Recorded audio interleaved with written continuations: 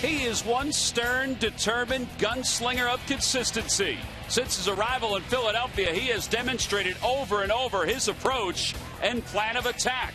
When he takes the mound, he has a plan. When he gets in a jam, he has a plan. When Roy Halladay takes the ball for the Phillies, he expects to succeed. And more often than not, he does.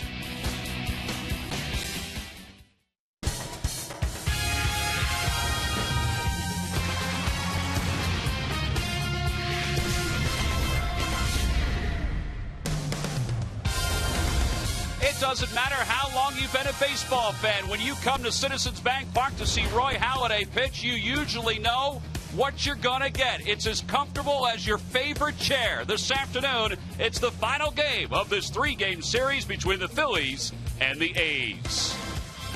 Hi, everybody. I'm Tom McCarthy along with Gary Matthews. Wheels will be around in just a little bit. Well, Sarge, the last couple of years, we've had the privilege of watching Roy Halladay pitch. And every time he goes out there, we know that he's going to give it everything he has, and it's probably going to be a pretty good ball game. Yeah, you're right about that, Tom. Always seems to give his team a chance to win. This guy really likes to pitch, looks forward to getting the ball, makes it disappear, throws that fastball, different speeds, and again, just like chess, trying to set each and every hitter up as he dices through these guys.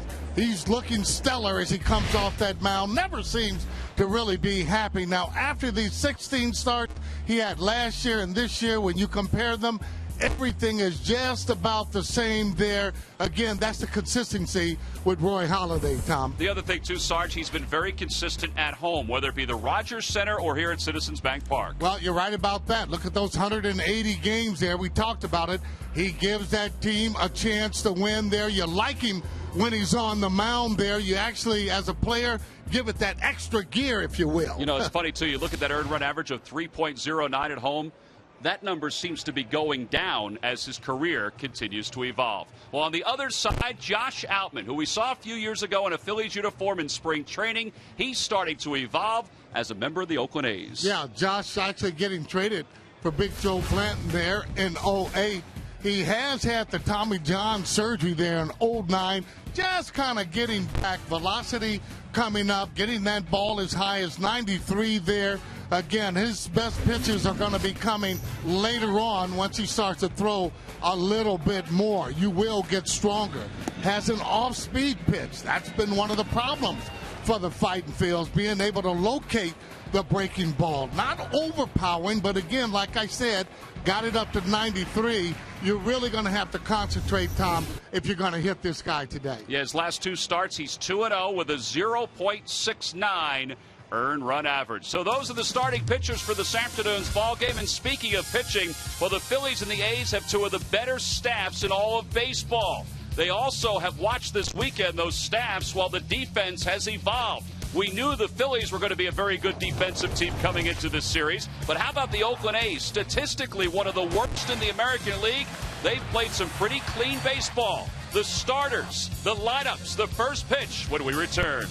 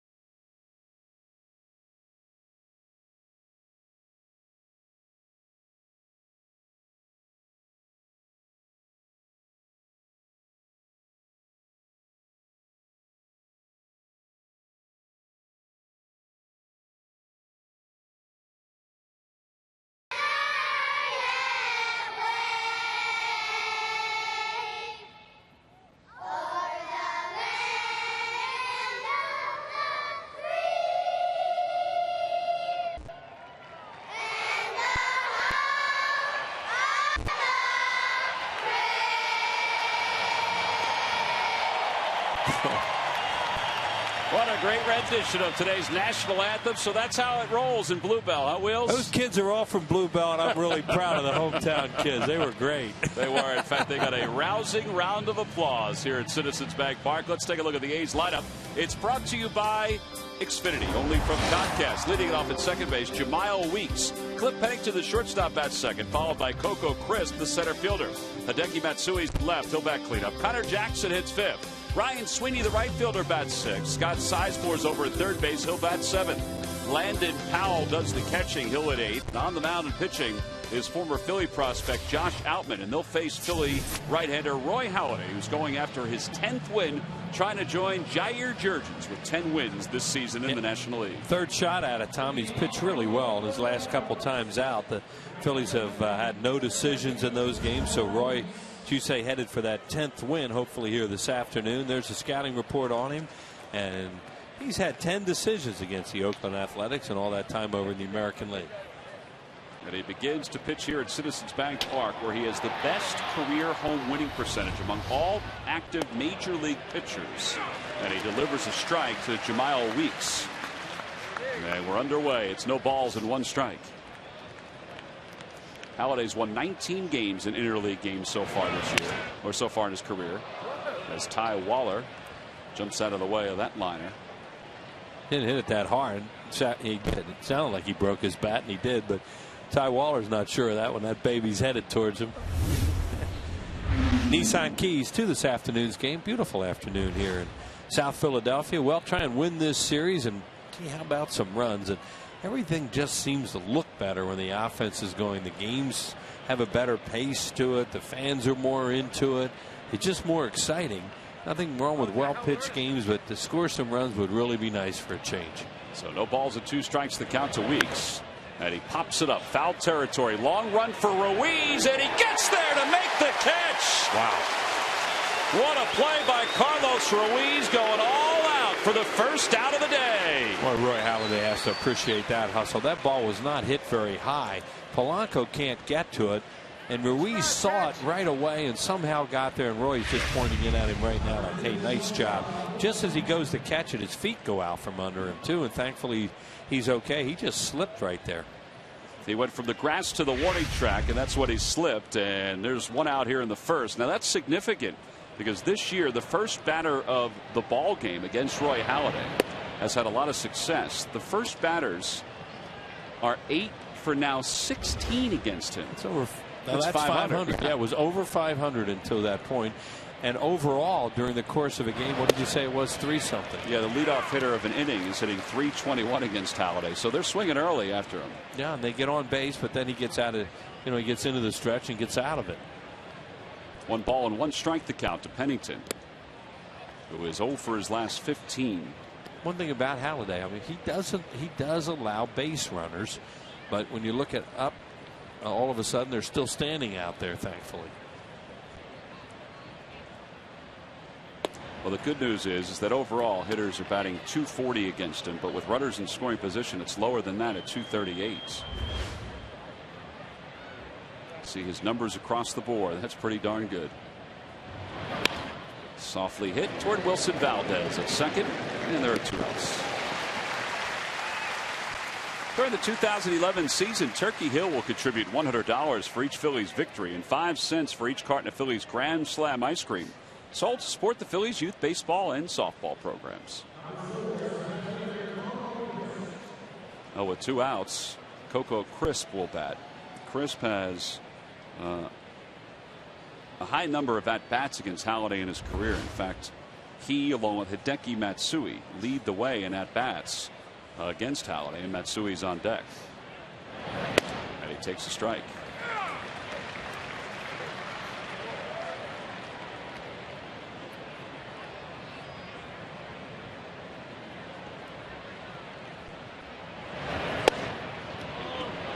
Last start for Roy Halladay against the St. Louis Cardinals, he was lifted for a pinch hitter because the Phillies needed some runs. And although he wanted to stay in, he understood it's a National League game, and if you don't hit and your spot comes up with a runner in scoring position, you're most likely going to get a pinch hit for. Charlie Manuel said after the game, he goes, I wanted to keep him in. He said, but I also wanted to run, and they got the run on a pinch hit single by Ross Glode. See, the Phillies have won his starts, even though he hasn't won it. Crisp lines it to right. He'll be in for a base hit. Francisco will play it in as Coco Crisp pulls into second with his 12th career hit against Roy Halladay. Tried to jam him with a cutter early in the count. He was throwing those backdoor pitches to him that were missing, and then that one he tried to get in on, didn't get it far enough. You see what he's trying to do here, cut that ball in a little bit, and it got into the middle of the plate. Maybe he was trying to go backdoor again. So with Crisp at second, here's Hideki Matsui, who has 4 home runs in his career against Halladay. They faced each other a lot when Matsui was playing for the Yankees and Halladay was playing for the Blue Jays. And a strike on the outside corner. And this is not a situation where an American League team is facing a National League pitcher they don't know. Yeah, great series. Yeah, Halladay 6-4 with a 4.54 earned run average against Oakland in 13 starts. See, Roy just decided he'd go through the signs, and he let Carlos Ruiz know, that's my I'm okay with what you did there, but I want to go through them again. Change up, no balls and 2 strikes.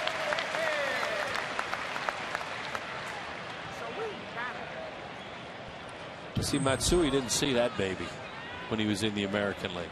That's a new pitch to him.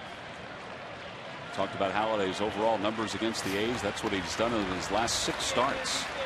The 0-2 pitch. Breaking ball. Did he go? Yes, he did, says Angel Campos, the home plate umpire. And the side is retired. First strikeout of the day for Roy Halladay, number 120 on the season. And it comes with a runner in scoring position. So Halladay's through 1. We go to the bottom of the first. It's the A's 0. The Phillies coming up.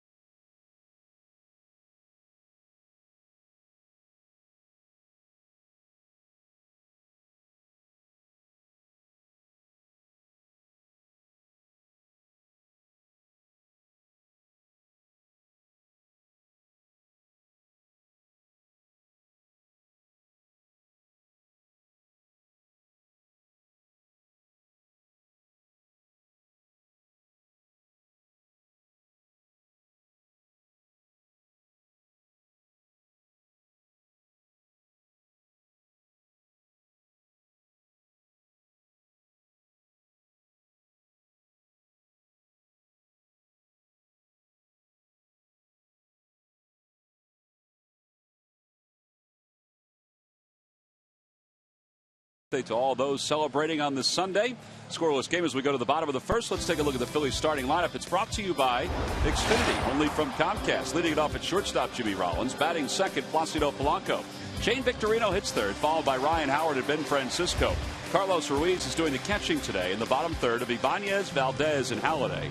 And they'll face left-hander Josh Outman, former Philly prospect, who was a 10th round selection by the Phillies in 2005. Grew up in St. Louis. And there he is with the Barry Zito look. Yeah. His former team. Well, I don't know if Zito was still there when he still. Anyway, that's the way he used to look with the A's. There is a scouting report on the former Phillies product, and left-handed hitters just hitting 164 against him. Jimmy Rollins lines the first pitch into left field, a base hit. And he does that better than most. That breaks an 0 for 13 slump for Rollins. And he's aboard to start the ball game. As you said, Tom, he does like to swing at the first pitch of the game many times, and you know when it turns out that way, everybody's happy. When he pops it up, it's it's just a fastball, just to try to get ahead with a fastball, and Jimmy hit it right on the nose for that base hit. Well, the Phillies offense, which has struggled in this series, hitting just 133 against the A's without Chase Utley this afternoon. So that means Victorino's in the 3 hole. Polanco remains in the 2 spot. And he's 1 for 5 so far against the A's this weekend.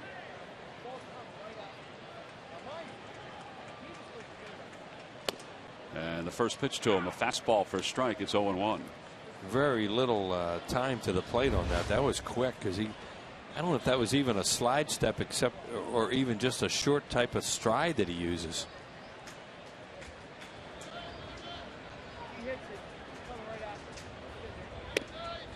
Well, he delivers another strike. It's 0-2. That was the changeup from Outman. I mentioned before that Josh Outman's coming back from Tommy John surgery.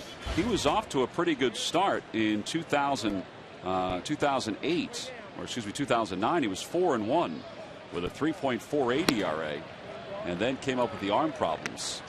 Missed all of last year. It's not a real smooth delivery. And he still continues to use that slide step or whatever he uses there to keep the runner close. He also has times he noticed here that means he must pick his leg up once in a while. Just got to pick that spot when he picks his leg up. Yeah, exactly. Wearing number 88. Well, he wore 55, and then Hideki Matsui arrived in Oakland, so he had to give that number up. And he wore the number 8 in college, but couldn't wear that because Kurt Suzuki wears it. As Polanco lines one to left field, that'll be in for a base hit. It's going to roll all the way to the wall. Rollins goes to third. He'll be held up there. Polanco's at second. Back-to-back hits for the Phillies. And they have runners on second and third with nobody out. And picking on some high fastballs here in this inning. Jimmy hit one, and so did Placido Polanco. Here it is. And now it's almost a carbon copy of the pitch that Jimmy hit to lead off the game. That was a fastball up out over the plate a little bit, double. And he is safe at second, safe and secure with New York Life.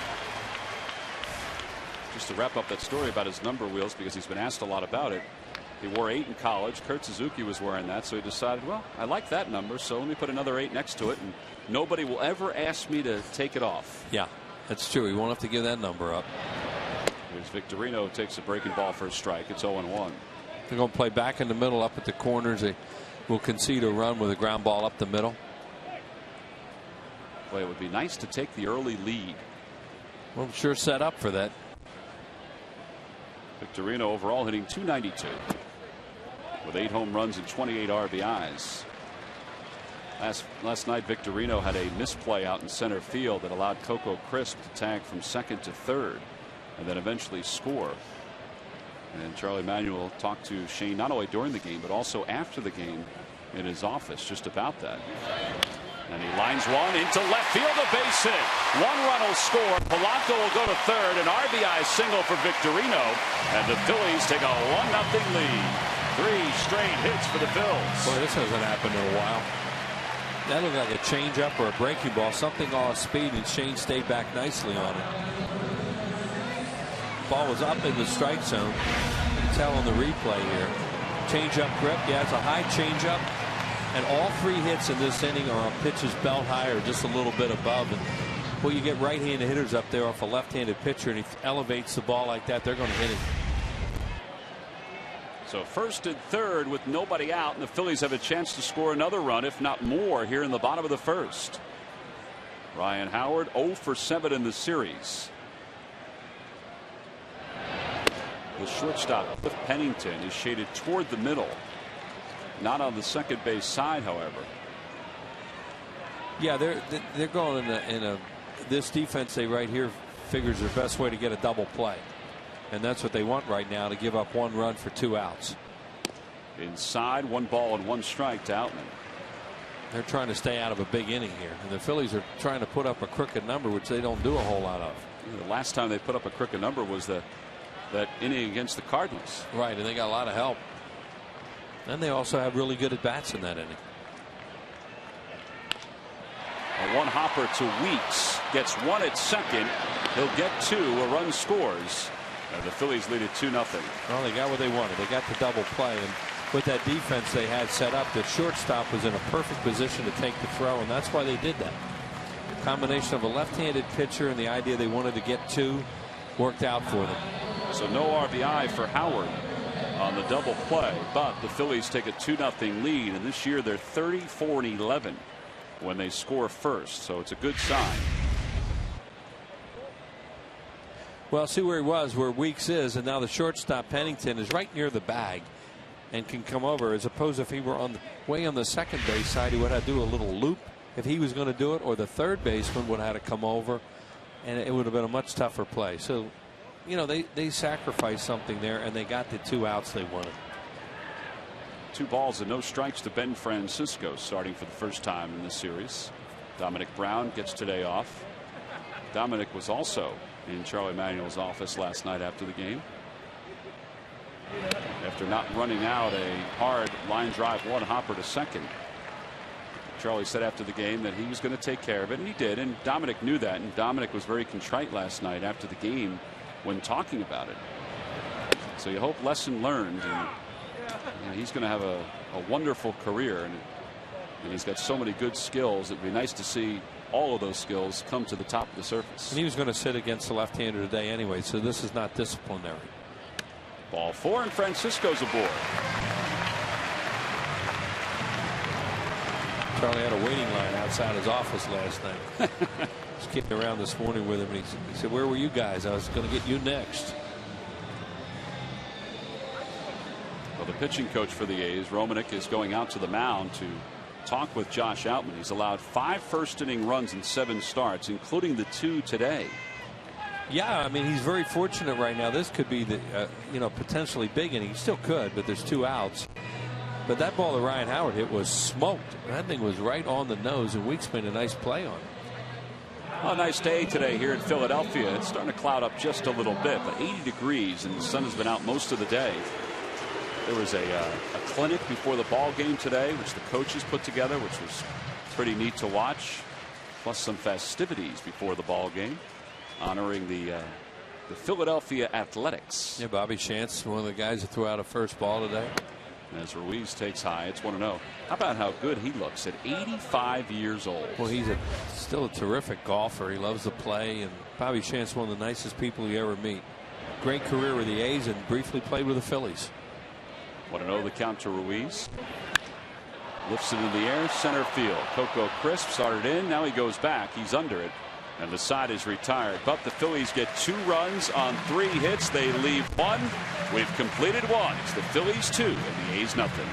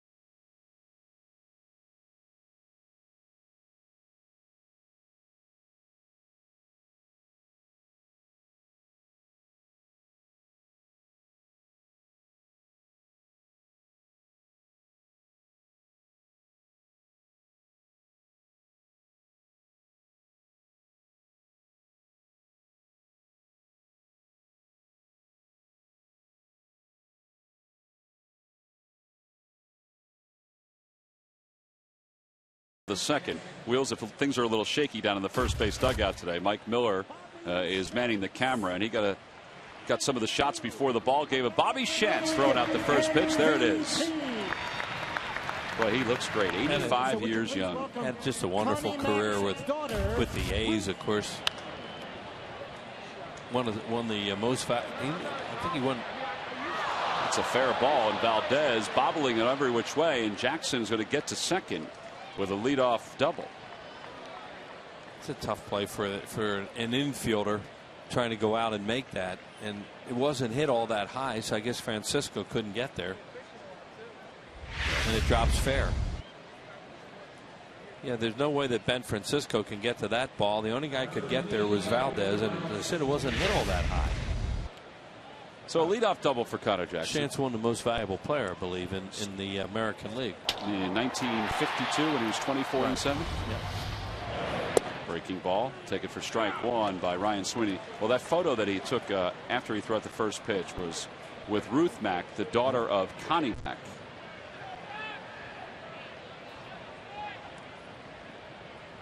Sweeney overall hitting .280 with no home runs and 8 RBIs. There's the photo. McGillicuddy spent a lot of time in this area, and when I was a kid growing up in Newtown Square, I played Little League Baseball with a little left-hander named Cornelius McGillicuddy. Nickname was Cuddy Cuddy. And Cornelius McGillicuddy was the grandson? Yeah, he was one of Connie Mack's grandsons. Of Connie Mack. Lives in North Carolina now, I believe. 2 balls, 1 strike the count to Ryan Sweeney. 2-0 Phillies. Got him out in front of a changeup, and it's 2-2.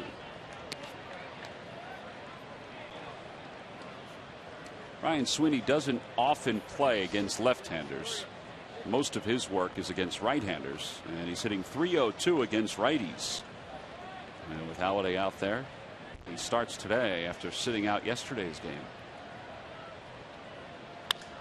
Opposite way toward the hole. I don't think they're going to have a play, and they won't. So Sweeney has an infield single.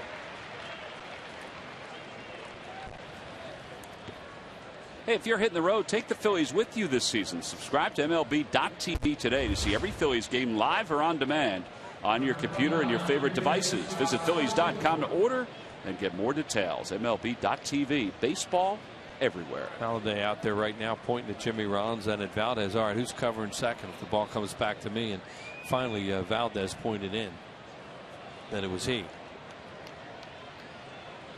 Here's Scott Sizemore with nobody out, and he takes a strike. Sizemore this year hitting .268. 1 for 6 in the series. Began the year in the Tigers organization.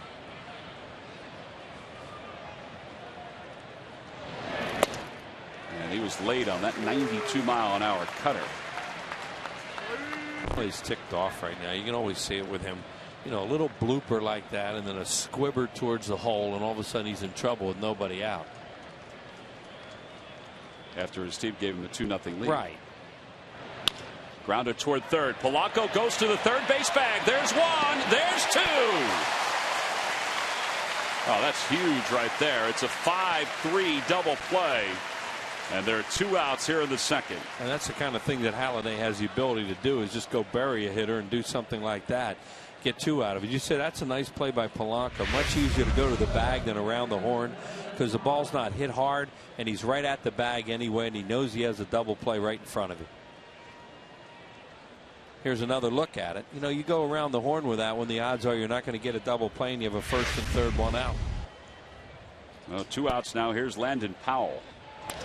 And on the hands toward the middle, backhanded by Valdez. Strong throw, getting the catcher running, and the side is retired. So the Phillies playing some pretty good defense here in the second. Chase Utley watches Wilson Valdez make that play at second base to finish up the top of the second. No runs, 2 hits, 1 man left.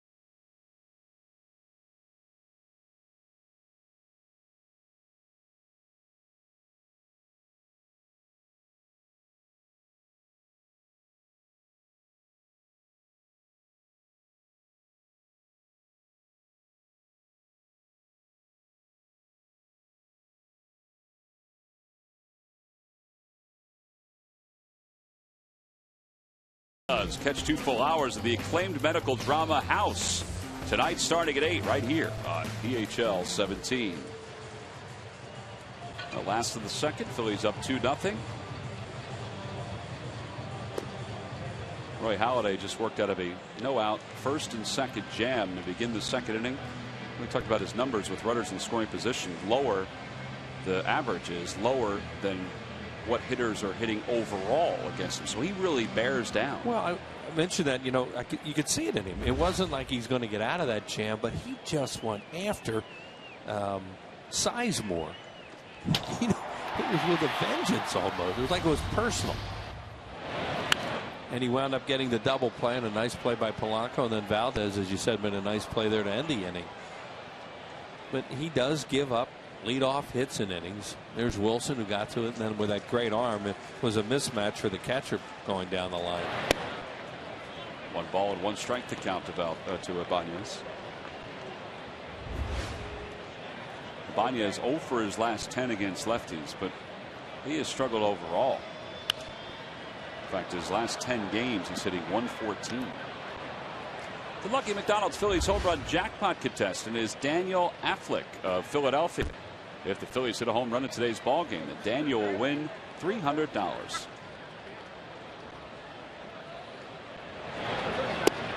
To a 2 the count.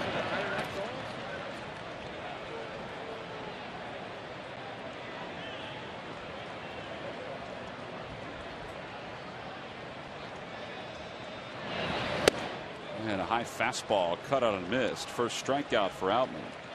And 1 away here in the second. Well, they hurt him with some high fastballs in the first inning. Here comes another one, but that one is way out of the strike zone, and he chases it. That's tough to put that ball in play. Angel Campos is calling the balls and strikes today, Wheels. Chad Fairchild's over at first. Joe West is at second. And Angel Hernandez is around at third. Umpire's been pretty much invisible in this series, which is always a good thing. That means they're doing their job. Yeah, the only time we really talked about the umpires was Angel Hernandez's balk call. Cole Hamels last night. Right. And it turned out not to really matter. Been very little complaining about balls and strikes in the first 2 games. Inside corner, and it's 1-1. Sure, every umpiring crew would just like to leave town, and you don't even know they were here. There's Cole, pitched well yesterday, and well, unfortunately did not get the victory for the second straight game. Valdez the opposite way, Weeks to his left. So Outman has the first 2 outs here in the second. And here comes Roy Halladay.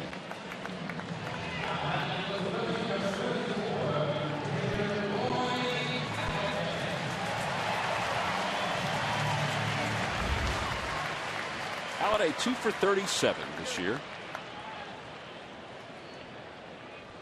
It's one back toward the middle. He's taking a page out of Jimmy Rollins' book.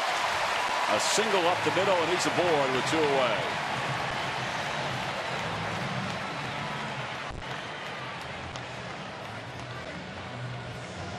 It's a pretty good swing. Pretty good approach. Got himself a little first ball, fastball action there. What they say with it? Try and hit it right back through the middle. You're a good hitter. Well, I don't think Roy's ever going to be called a good hitter, but he works at it. And there's your first ball fastball right back through the middle. Well, we said during the open that he does have a plan every time he goes out there. His plan offensively was to go up to the first fastball he saw. And Josh Outman wasn't throwing a fastball to Jimmy Rollins in this at bat. No, he got a changeup. Rollins has singled and scored the first run of the day for the Phillies. And it's 1 ball and 1 strike. Fastball, changeup, curveball is evidently his repertoire, and that's what we've seen so far.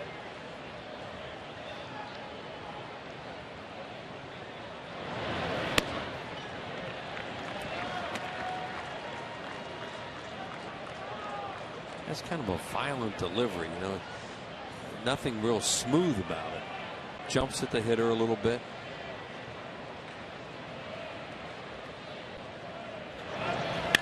In the air to left center field. Going back is Matsui. Warning track wall, and it's off the top of the wall.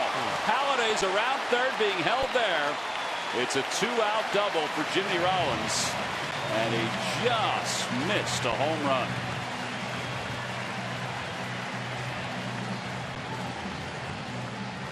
And Halladay's running as hard as he can, but that ball came right back to the outfielders, and they got it in a hurry. This looked like a home run when Jimmy hit a high curve ball. I think he thought he had it all, too. Hit it from one of the deepest parts of the ballpark. There it is, right below the flowers out there and off the top of the wall. See how quickly it came back to the outfielders out there, and they got it back in so fast that Juan Samuel had no chance to score Halladay. Just to the left of the 3 in 374. Yeah. And above it. And right back to them. Didn't take a crazy carom or drop straight down. Polanco takes a strike. It's 0-1. Polanco doubled his first time up. Boy, that looked like 4-0 right there when it left the bat. And, you know, on that little base hit here would give everybody a little bit of breathing room for a change.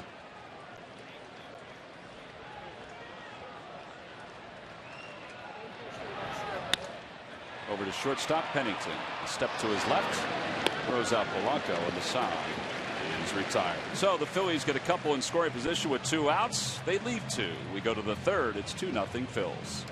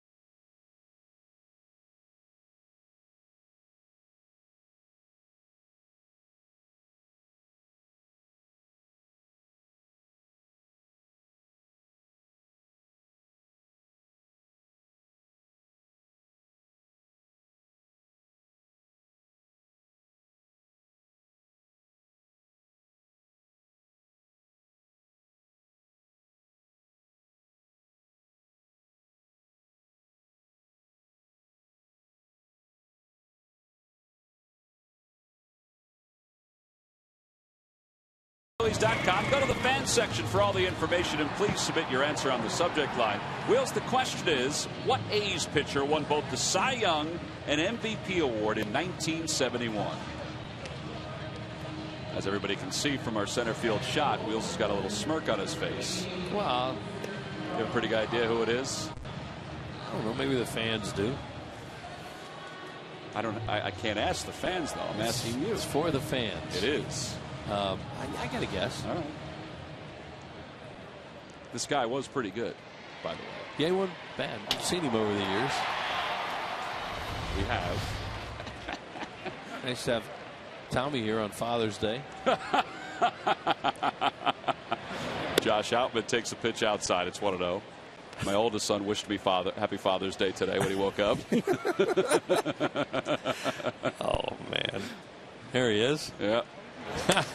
Outman hits it softly to short. Jimmy Rollins throws him out, and there's one away. Thanks to everybody who sent me my text messages today wishing me happy Father's Day. Yeah, I'm sure a lot of fathers did too, because maybe some people were sitting at home saying, "Oh, I forgot.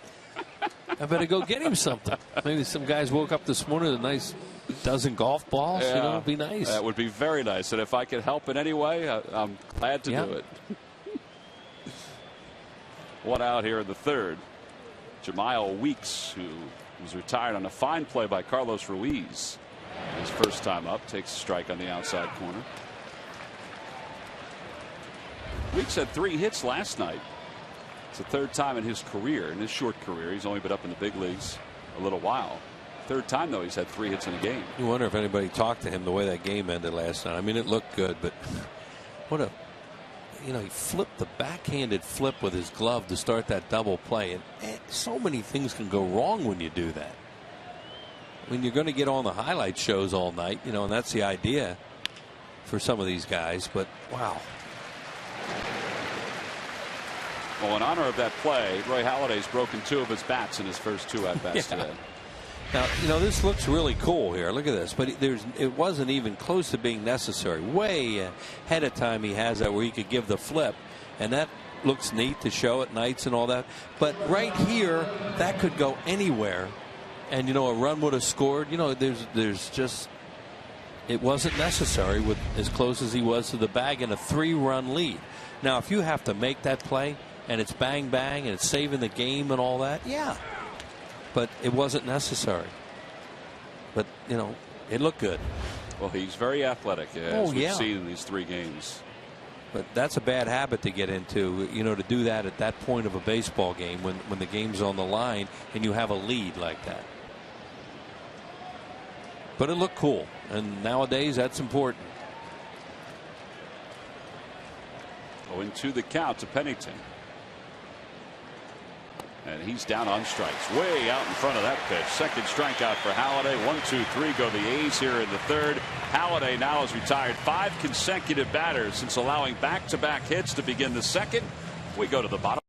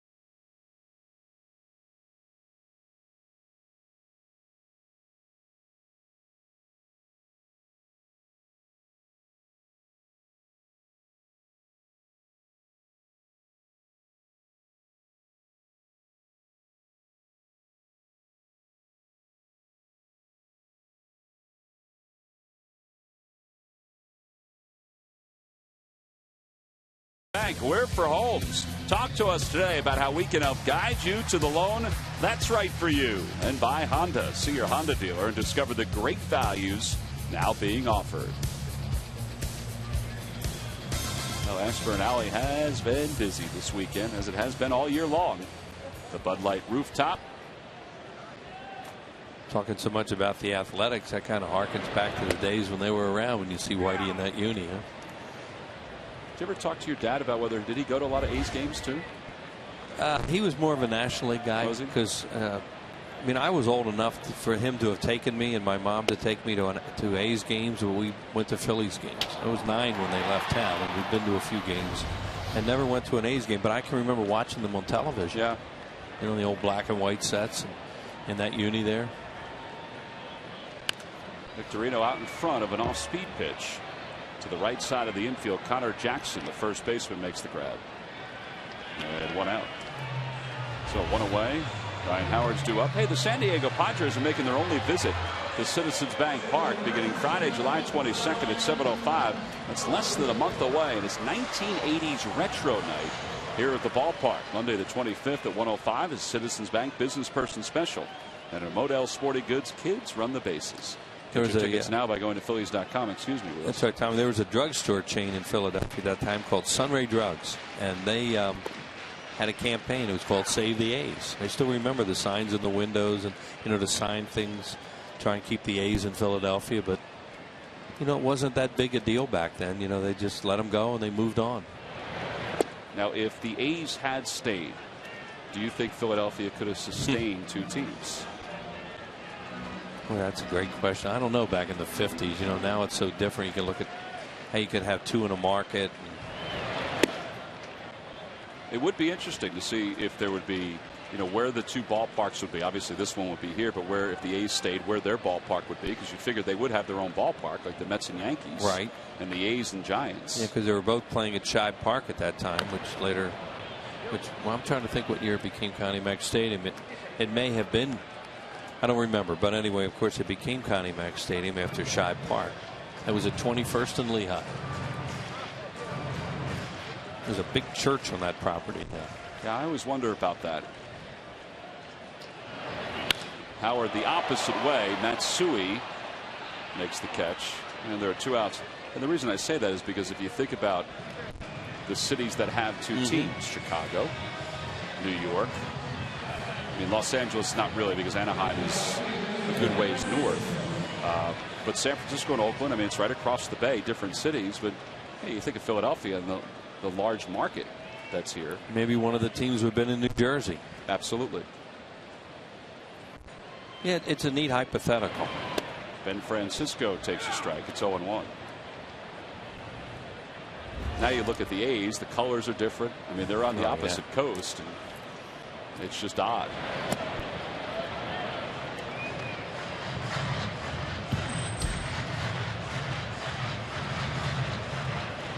Outman's been around the strike zone, but he trails it 2-0. The 1-1 to Francisco.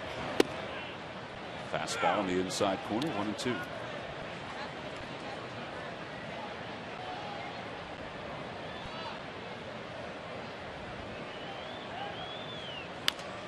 Grounded to third, behind the bag, Sizemore, a long throw, and he gets Francisco, and it's a 1-2-3 third for Josh Outman. So he retires the Phils in order for the first time today. We're through 3. The Fanatic is just beginning.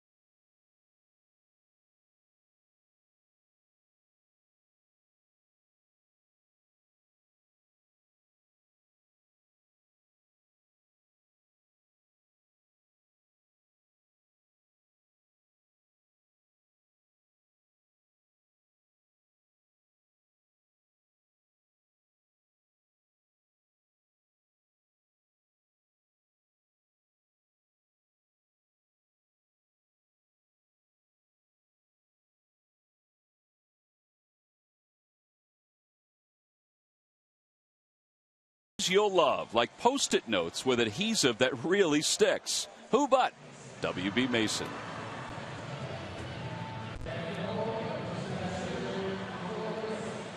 Another sellout here at Citizens Bank Park, the final day of this series against the A's. And then the Red Sox come to town beginning Tuesday night. Phillies then will go to Toronto next weekend. Doc is probably going to pitch either Friday or Saturday, maybe. Well, it depends. It depends on how the rotation sets up the rest of the week. Coco Crisp shows bunt, bunts it toward third. It's a beauty. Halladay has no chance. Coco Crisp is 2 for 2. Gary Matthews joins us here in the booth. And you like to hit the long ball and hit the gaps as much as anyone, but that's not a bad idea right there by Coco Crisp. Well, not only that, using the speed, you end up killing the ball right at home plate. And that's one of those plays, even if Polanco's up, there's no chance to get him with his speed. He laid that ball down, and by the time anyone picks it up, he's almost there. Now, are you okay with a 3-hitter doing that? I mean, a lot of times they say a 3-hitter is your best hitter. Try to get something more than just a bunt single. Well, he's got to play his game, and running and being on speed, having speed is a big part of his game. So he's utilizing it. Well, you know, he's 2 for 2 today. And as we said, he's had a lot of success against Doc, or a lot of at-bats against Doc during his career. Yeah, and you got to watch him because he is a threat to steal, and we saw that last night. Yeah, he's among the leaders in stolen bases as Matsui chops one right side. Valdez will have one play. That's to first. And there's one away. So Crisp is up at second. So Doc now will deal with Connor Jackson. All right, Sarge, we spent a good portion of the open talking about Doc's consistency. You'd be hard-pressed to find a pitcher that's as consistent as he is in Major League Baseball. Yeah, and not only that, though, he wants the ball when it's his turn, and he expects to win, almost just the same way Steve Carlton did when he was pitching back in the day. You feel good when he's on the mound, and he gives his team a chance to win, which is the most important thing. Connor Jackson takes a breaking ball for a strike. Well, CC Sabathia won his 10th game yesterday in the American League. Jair Jurgens won his 10th yesterday here in the National League. You know, David Price won 19 games last year. Felix Hernandez won the Cy Young Award last year.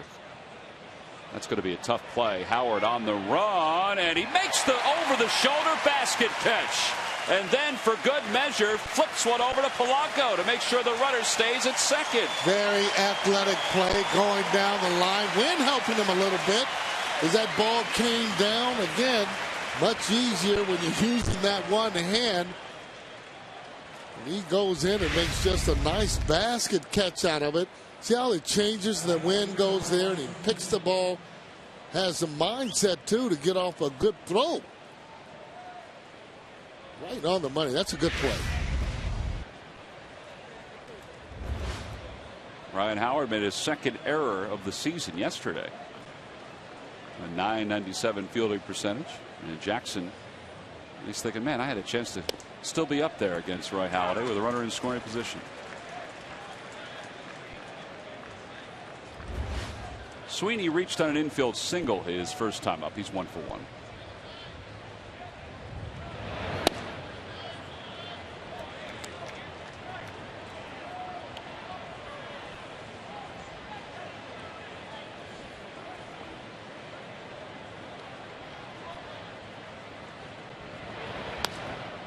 One ball and 2 strikes the count.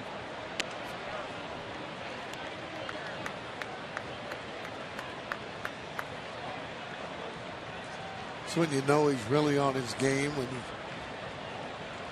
could get that cutter in on that left-hander's hands. Comes back with a slider. One pitch 92, next one 77. You know, when a pitcher is around the plate and with the movement is what makes it so difficult. You know, you can throw the ball hard and if it's straight, easier to hit. 2-2 the count to Sweeney. We'll go Crisp on second after a leadoff bunt single. And then a ground out. And the pitch from Halladay. On the hands, looper towards center. Valdez on the run. So is Rollins, and it's off Rollins' glove. A run will score. And Victorino will run it in to make sure that Sweeney stays at first. That'll be an RBI single. It's a 2-1 ball game.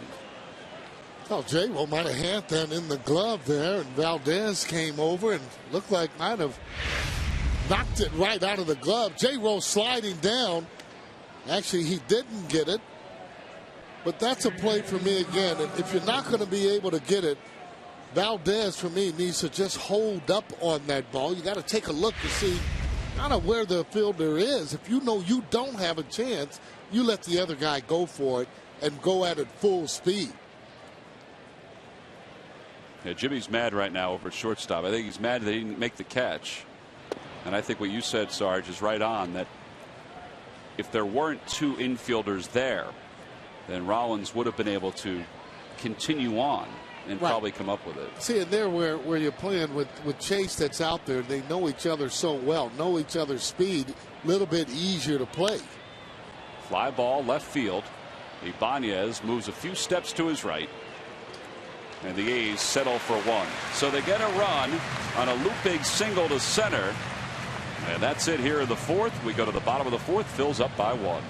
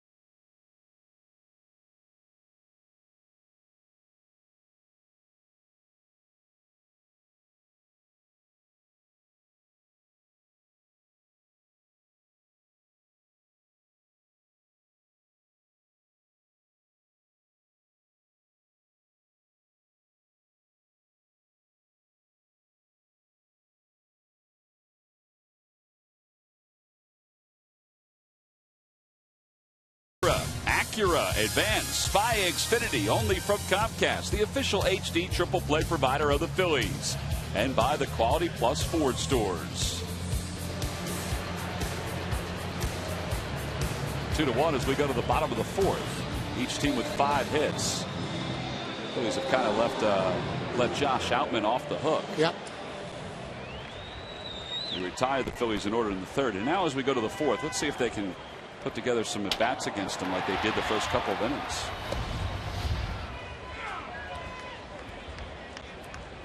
Well, the good thing, though, so far, most of them are swinging at their pitch. You know, and that's what you'd like to do, especially up to 2 strikes. You know, get yourself a strike to hit and let it go.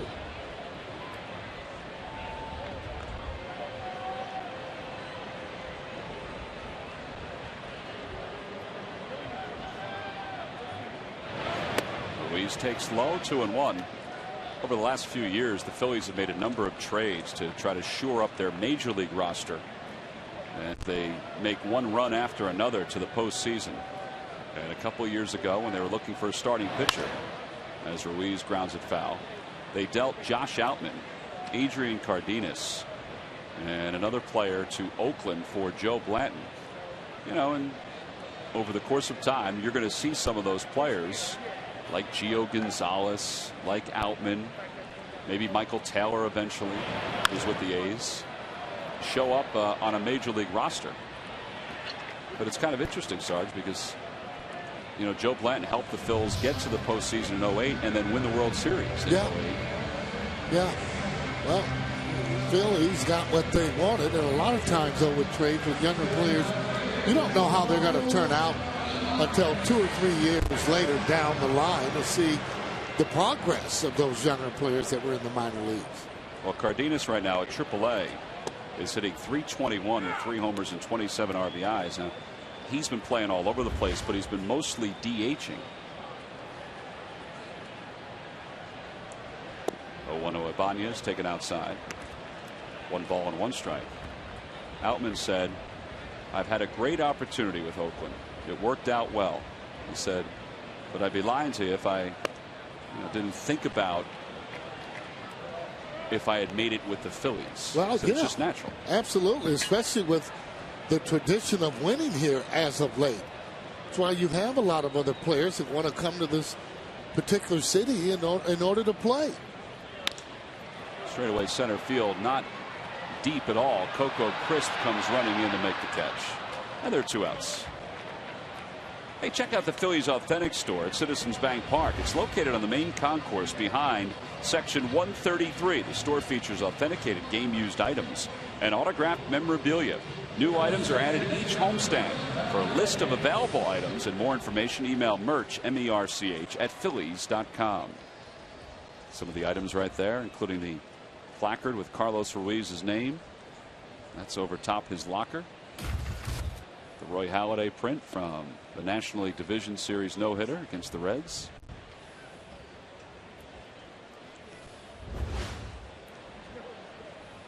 Just some added things that you can purchase when you come here to the ballpark.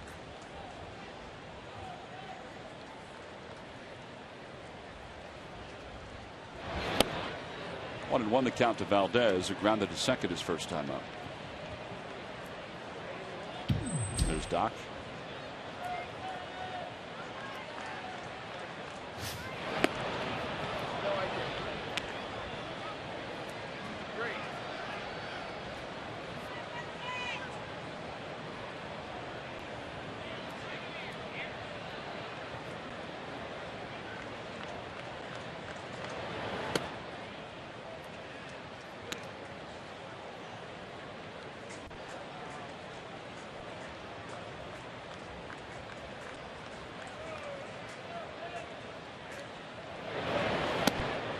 To the count to Valdez. Big pitch. Like to turn that lineup over if you can, meaning getting Roy Halladay to the plate.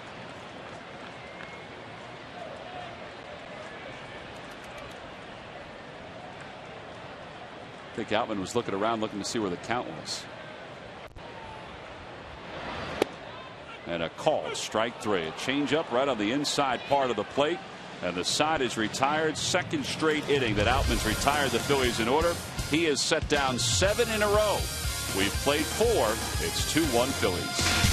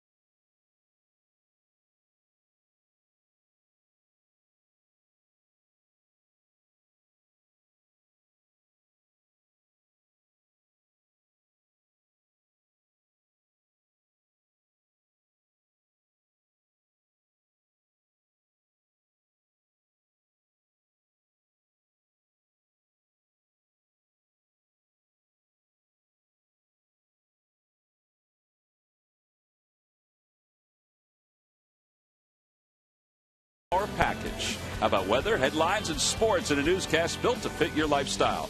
So tonight, check out PHL 17 News at 10, powered by NBC 10. Now the sun has popped back out here at the ballpark. Phillies lead at 2-1. Time for the top of the 5th. It'll be Landon Powell, Josh Outman. Then the top of the order. Fans covering themselves with the beach towels that were given out to kids 14 and under today. Compliments of Expedex.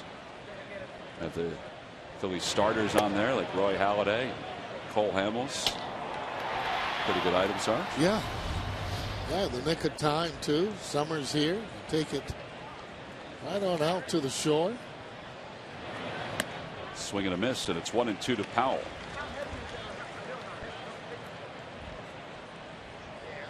You know, the sun's a little strong if you're not prepared, so that gives you a little protection too.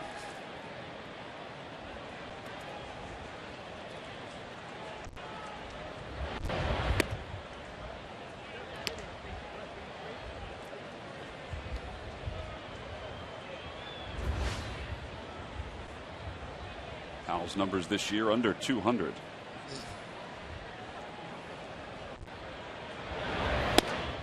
And that pitch just missed. It's 3-2. Now the ball strike breakdown for Halladay equals 51 pitches so far today.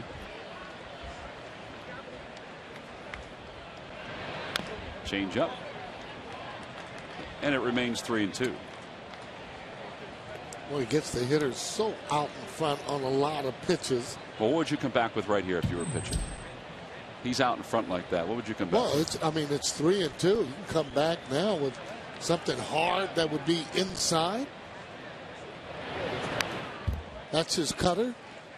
You know, and again, he can double up on that or maybe even go outside. But the good thing about Doc, usually any one of his pitches are always around the plate.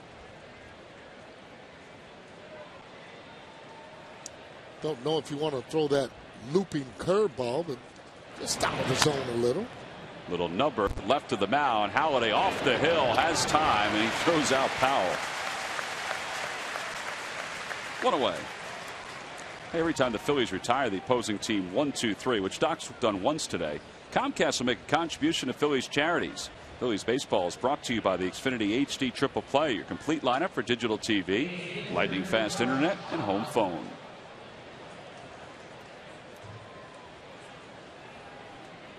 So Powell's retired. Here's Josh Outman.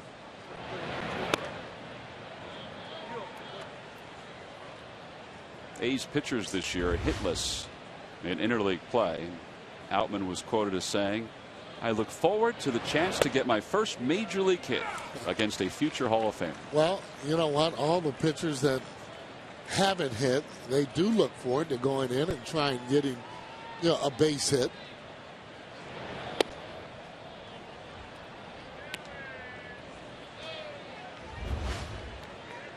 See his to the interleague averages so far for pitchers.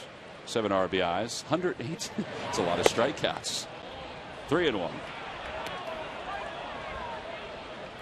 Outman is 6 for 19 in his career. That includes the minor leagues. He hasn't picked up anything in the big leagues, obviously. He also had a home run in the minor leagues.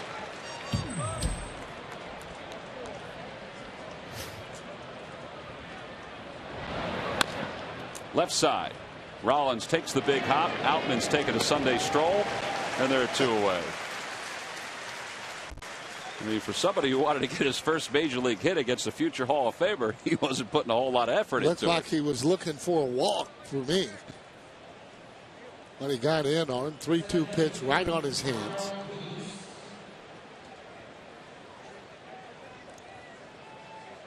Two outs for Jamiel Weeks, who's 0 for 2.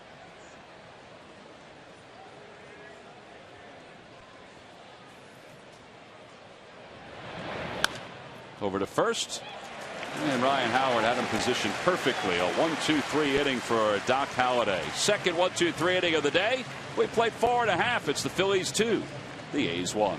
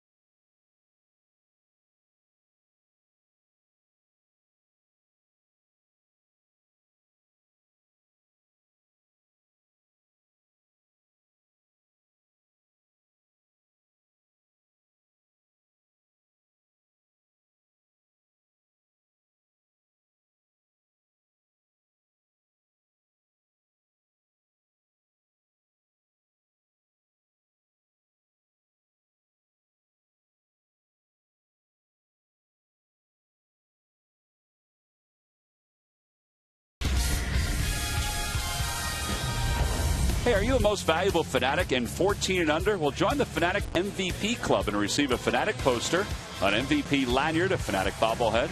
Registration fee is $12. For information or to register, see Phillies.com/MVP Club. Bottom of the fifth, Roy Halladay starts it off for the Phillies. Halladay then the top of the order against Josh Outman, who is kind of settled in here. Phillies had 5 hits in the first 2 innings against him. And he's retired them in order in the 3rd and 4th. Yeah, getting hurt mostly on his fastball.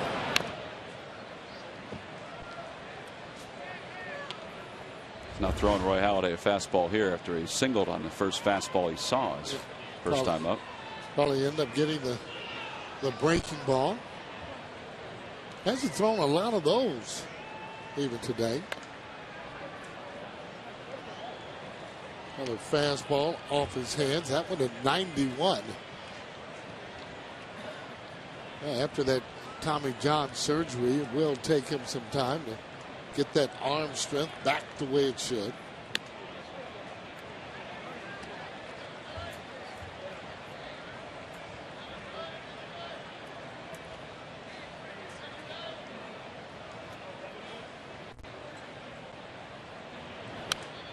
Pretty good swing by Halladay, and it remains 1 ball and 2 strikes.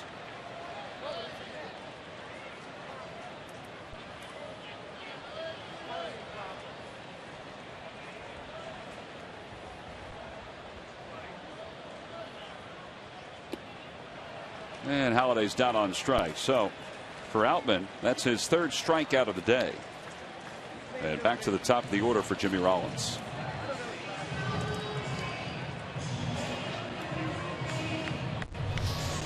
So Outman 5 groundouts, 5 flyouts, and 3 strikeouts. It is kind of interesting, but that makes sense because he doesn't have one dominant pitch. No, not only that though, you expect to fly balls because most of his balls have been pretty high in the zone. Rollins takes a strike, excuse me. It's 0-1. Rollins is 2 for 2. He singled and scored in the first, doubled in the second.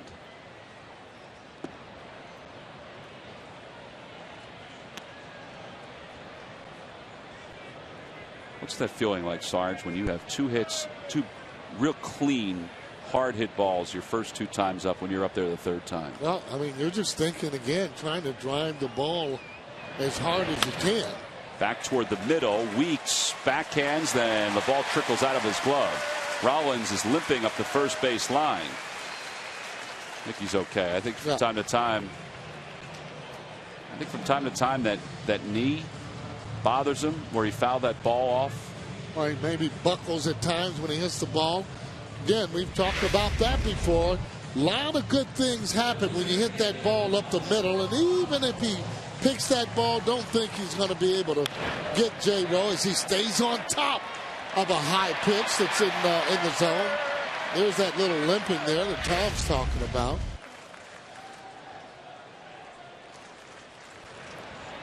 He leads off first. Polanco shows bunt, takes it outside. It's 1-0. And that might be one of those things that, might bother him from time to time during the course of the year. And it might be another reason why he's not running as much. And obviously, I mean, we've seen him running much faster than that. But so far, especially over the last month or so, he's had that little bit of a limp. Probably hurts a little bit more when he slows down as opposed to getting started.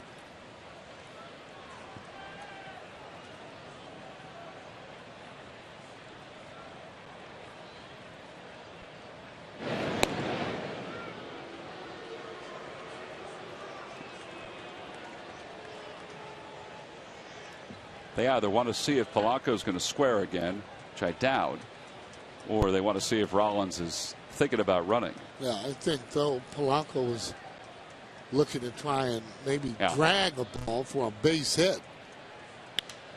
That one's toward left center field. That's going to be in for a hit. Rollins around second. He'll get to at least 3rd. And Polanco holds up at first. So it'll be 1st and 3rd with 1 out. And Polanco has 2 hits today. That's a good sign. Boy, anytime you start to get those runners on at the top of the lineup, it's a great sign because it starts to take pressure off of that whole lineup. And it gives the guys an opportunity to drive in runs. See where the pitch is? It's out over the plate. Polanco doesn't overswing on it. Now, there's no chance for J-Ro to score on that. You see, he's still limping in there, son.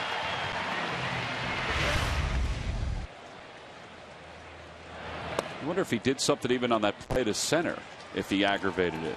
He wasn't really limping after that. It was more after he hit that ball toward the middle. No, yeah, and you're right about that. But, I mean, I've noticed this, for a while now that, he starts off quick and then every now and then it will start to limp a little bit. Victorino, a fly ball, shallow right field. Coming on is Sweeney. Rollins goes halfway. And there are 2 outs. Not good.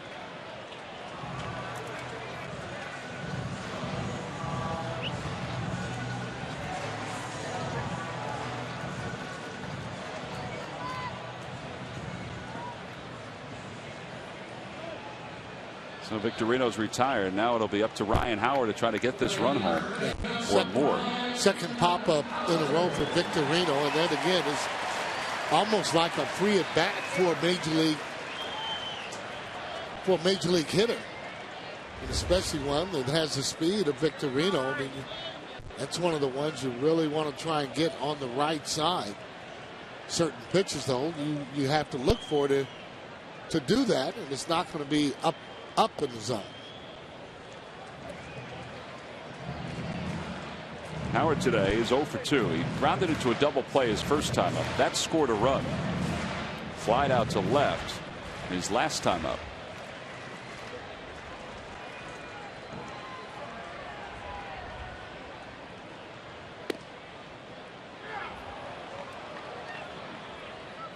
It's a tough strike, and it's 1 ball and 1 strike.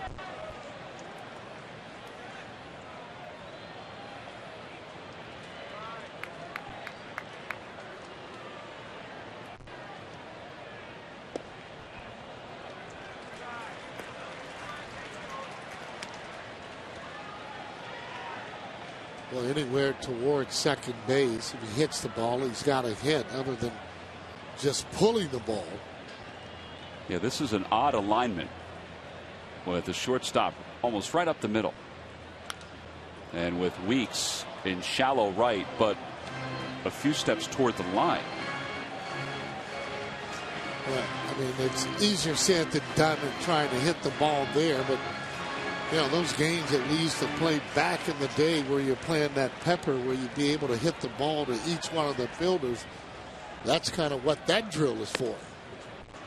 Well, now it's 3 balls and 2 strikes to Howard with Francisco on deck. With runners on first and third here in the bottom of the 5th.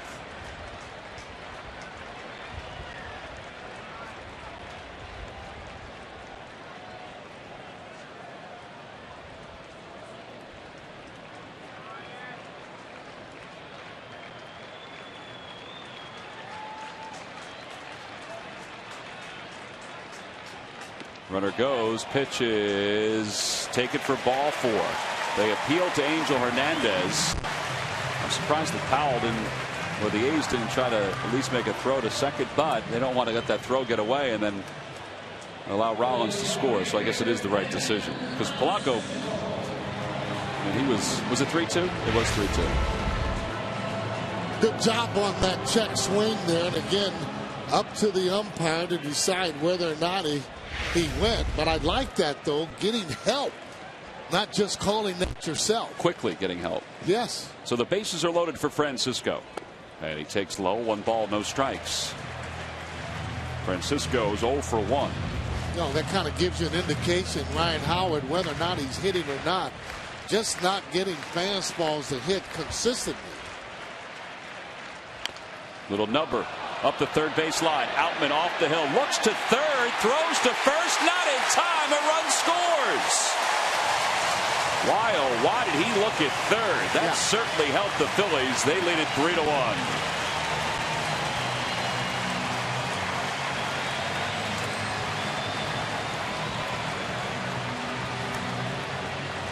Well, you're right, though. That did cost him. As soon as he looked over there to third, you got to realize the third baseman on that swinging bunt, he's got to come in and try and get the ball.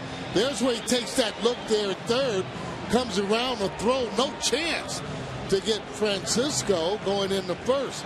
There it is again as he's looking there at third base. You can see nobody's there. Might have would have had a shot at him, but by the time he looked and tried to throw, no chance. So the bases remain loaded. A run is scored. Phillies have 8 hits now in the game. Here's Carlos Ruiz. And Carlos takes a strike. It's 0-1. So Rollins scores.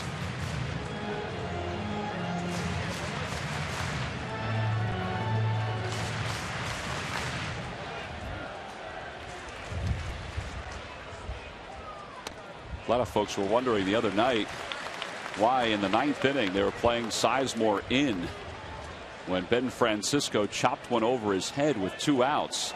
Maybe that's what they thought he would do, is dribble one toward third like that. Well, I don't know. I thought it was a bad play. I agree. All the way around. Ruiz hits one in the air to right center field. Crisp on the run, and he makes a basket catch. Wow. And the side is retired. I guess he had it all the way. A run crosses the plate for the Phillies. They leave the bases loaded, and they lead it 3-1 as we go to the 6th.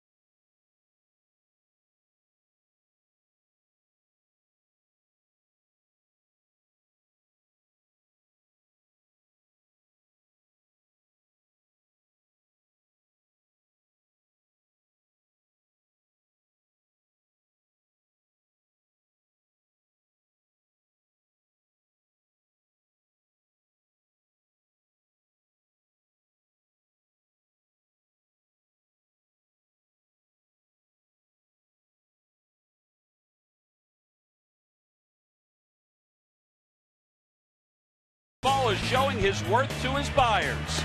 Cliff has taken the mound and taken over in June, silencing opponents to 1 earned run in 33 innings, while becoming the first Phillies pitcher with back-to-back shutouts in the last 7 seasons. Sometimes you just have to tip your cap, and this tip is brought to you by Independence Blue Cross. Now more than ever, we're here for you every step of the way. Well, as we go to the top of the 6th inning, the Phillies now with a 2-run lead, 3-1 over the A's. So Roy Halladay's got a 2-run lead to work with for the 2nd time this afternoon. And he'll face Cliff Pennington, Coco Crisp, Hideki Matsui. Pennington bunts the first pitch foul. It's 0-1.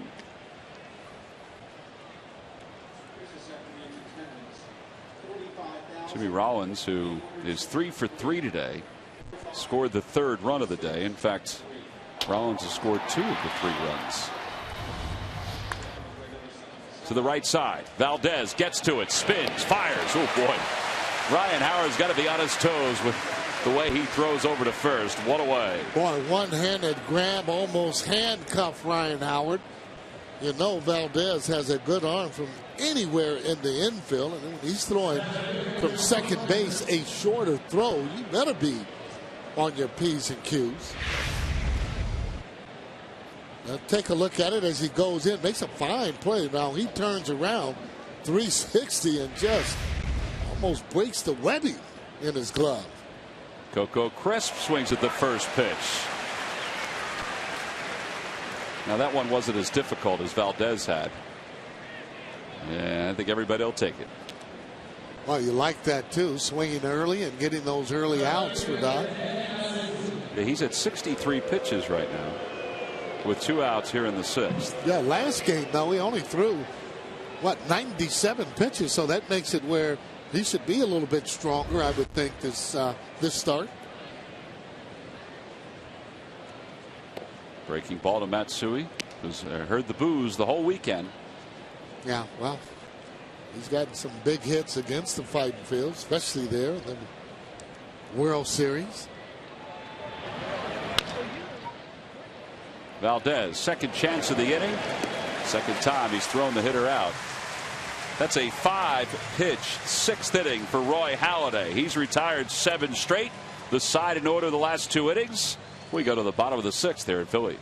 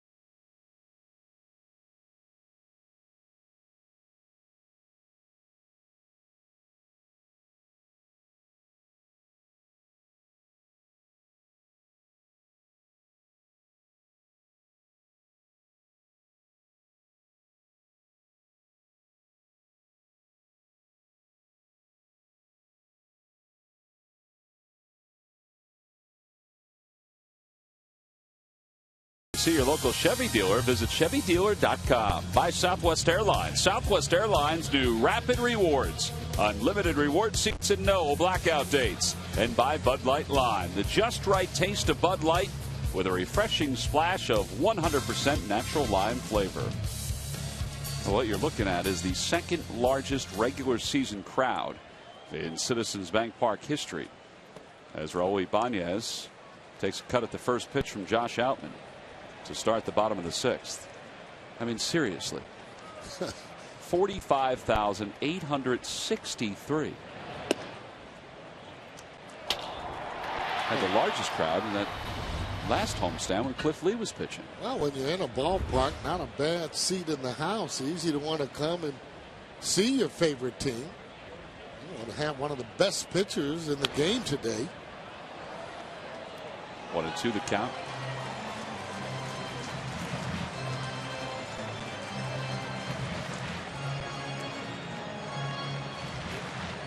Well, we've said how fortunate we are to sit and watch guys like Halladay and Lee and Hamels, and you know, it is true.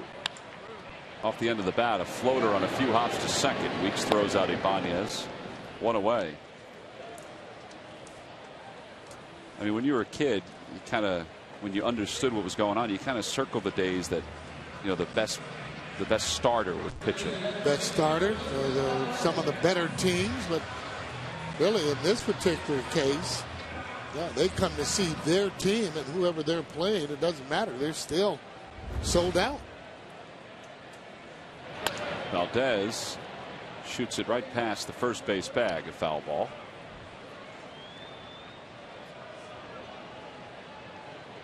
Happy little guy.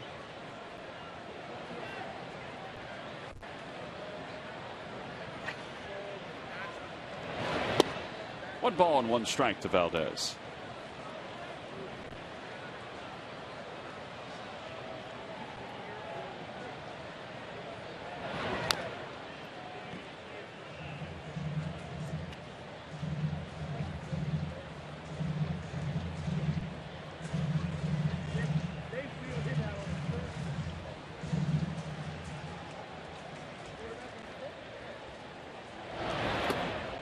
Valdez spins himself around. He's down on strikes for the second out.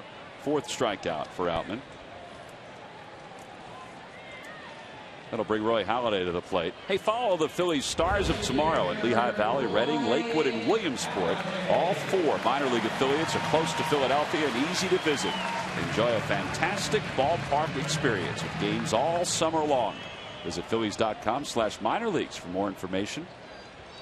Roy Halladay fouls the first pitch off. It's 0-1. At least I think he fouled it off. Did he miss that entirely? Might have, but Outman going to that breaking ball now, starting to show some confidence in that pitch.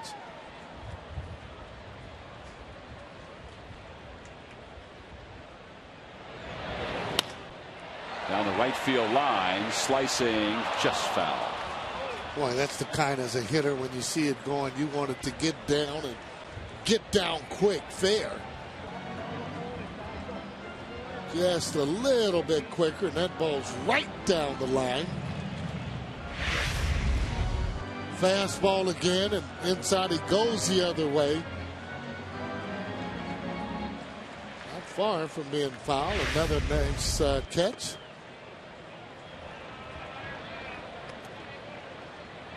One ball, 2 strikes the count to Halladay.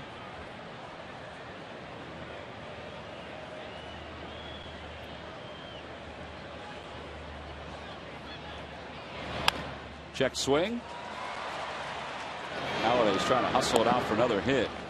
And the Phillies are retired in order here in the 6th. So 4 in a row retired by Outman. Phillies go down in order here in the 6th. We'll say so long to Sarge as we go to the 7th.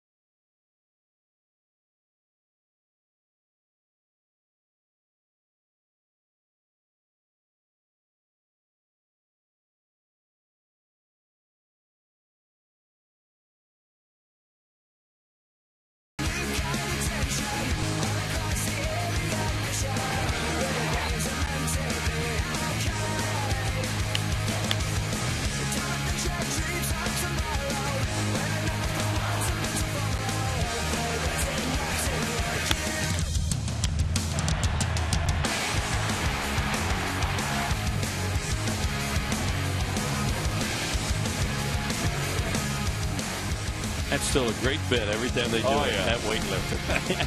Here's a Verizon Wireless game summary. Phillies with a quick 2 spot, then added one on in the 5th inning. Ryan Sweeney has a bloop RBI single for the 1 run batted in for the A's. The Phillies 1-2-3 hitters are 6 for 9 today with a run batted in, 3 runs scored. And Roy Halladay's just been Roy Halladay.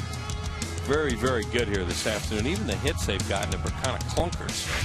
Well, he had a 5-pitch 6th inning. Now he begins the 7th. He's recorded 13 outs on the ground so far in this game. 13 of the 18. Well, that's good too, and you know that'll helps keep his pitch count down a little bit too if he can get some ground ball outs early in the count.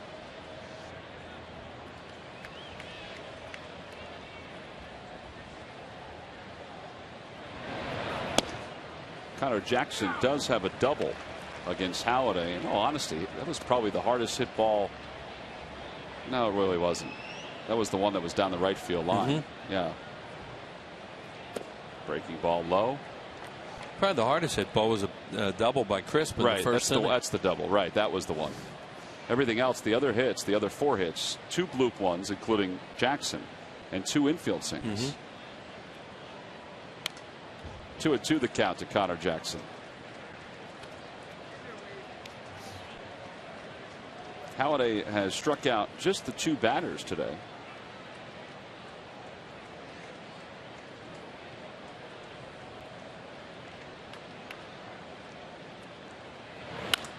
Line drive, base hit. It's a center field for Connor Jackson. Now that ball was hit right on the nose. Yep. So he's 2 for 3.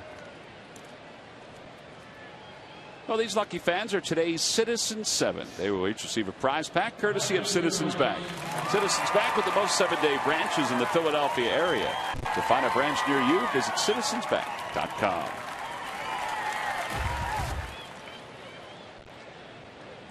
Ryan Sweeney has 2 hits today. One to shortstop and the other one into short center. But he has an RBI as well.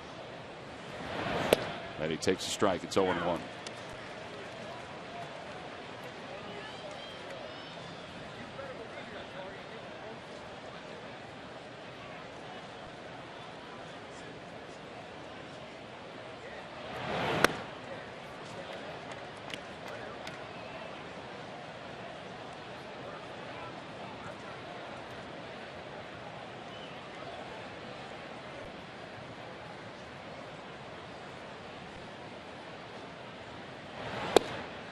On the outside corner, 1 ball and 2 strikes to Sweeney.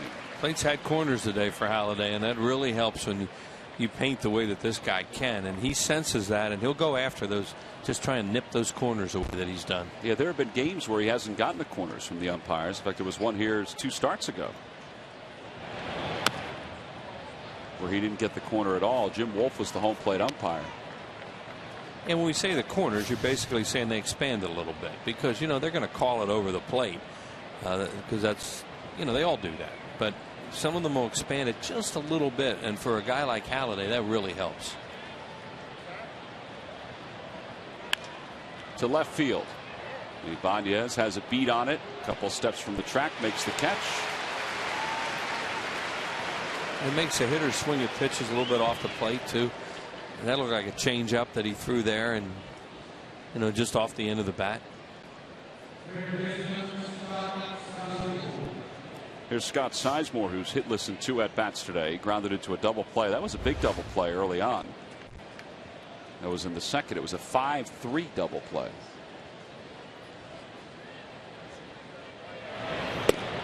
Takes inside.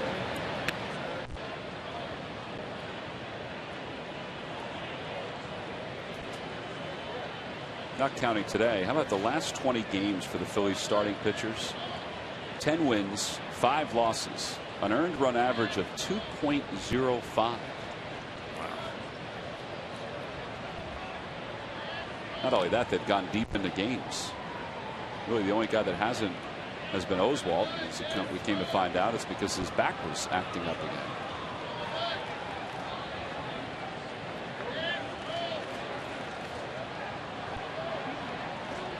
Runner goes. Pitch is lined down the right field line. That is a fair ball. It's going to go toward the corner. Jackson is being held at third. It was a late stop sign by Mike Gallego. So second and third with 1 out. Gallego really didn't have any choice there. We couldn't see what happened in the corner, but whatever it was, it made him stop him. Plus, they're down by 2 runs, and he doesn't have a good runner coming to third base. There it is. Off the end of the bat a little bit, or actually fought it off, and it's just inside the chalk line. And there Jackson took a look at it. He did a little stutter step coming around second, and right there he's held up. And he came up a little bit gimpy too. He looked like he stumbled a little bit coming around second base. Well, the infield is back. A pop up on the right side of the infield. Valdez backpedals, makes the catch, 2 away. So the runners have to hold. Oh, is that big? They do have the bullpen up, and they're going to hit for Outman. Yeah, David DeJesus is going to pinch hit for Josh Outman. DeJesus has faced Halladay 18 times in his career. And he's 4 for 18 against him. Yeah, they have to take a shot here on the road in the 7th inning against a pitcher like Halladay. Brad Ziegler is the right-hander closest to you. Joey Devon is the right-hander closer to the bench in the bullpen. Rich Stubbe's going to come out there. Carlos Ruiz went to the mound right away with Jimmy Rollins, and that was a go over with Halladay with how they're going to pitch this guy. And now Rich Stubbe decides, you know what? We have the scouting reports here. Let's just go out and refresh them on him. Well, you take a look at the line for Halladay. He has really not pitched in any kind of trouble, with maybe the exception of the 4th when the A's scored a run. I mean, the first 2 batters got on in the 2nd, but then that double play by Sizemore kind of alleviated any kind of pressure on him. So he hasn't had to work out of a whole lot of jams. There's Outman, who went 6 innings today.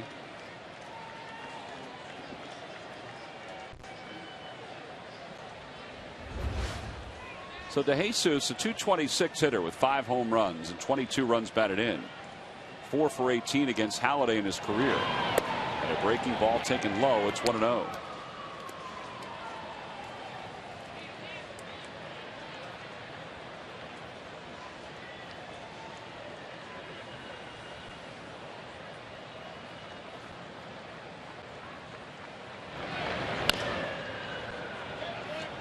Decided on a changeup with the 2nd pitch. Whoop.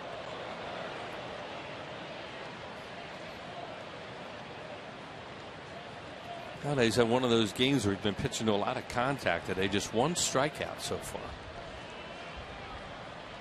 That was all the way back in the 1st inning. 2 strikeouts, which is a very low number for him. On the Toyota Major League scoreboard, the White Sox have taken a 1-0 lead over the Nationals, who have officially announced that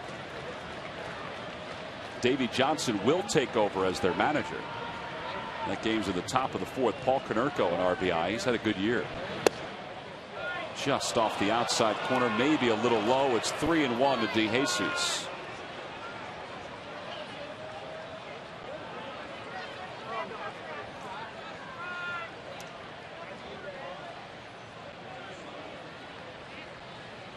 He does have a base open, so he'd have to give in here.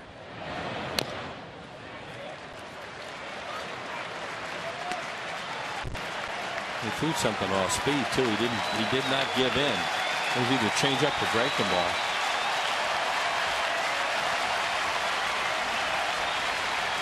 Now he put it in his mind as a hitter. You just have in your mind, okay, he didn't give in with a fastball to me there. Now what's he going to do here? Is he going to go off speed again, or is he going to come after me?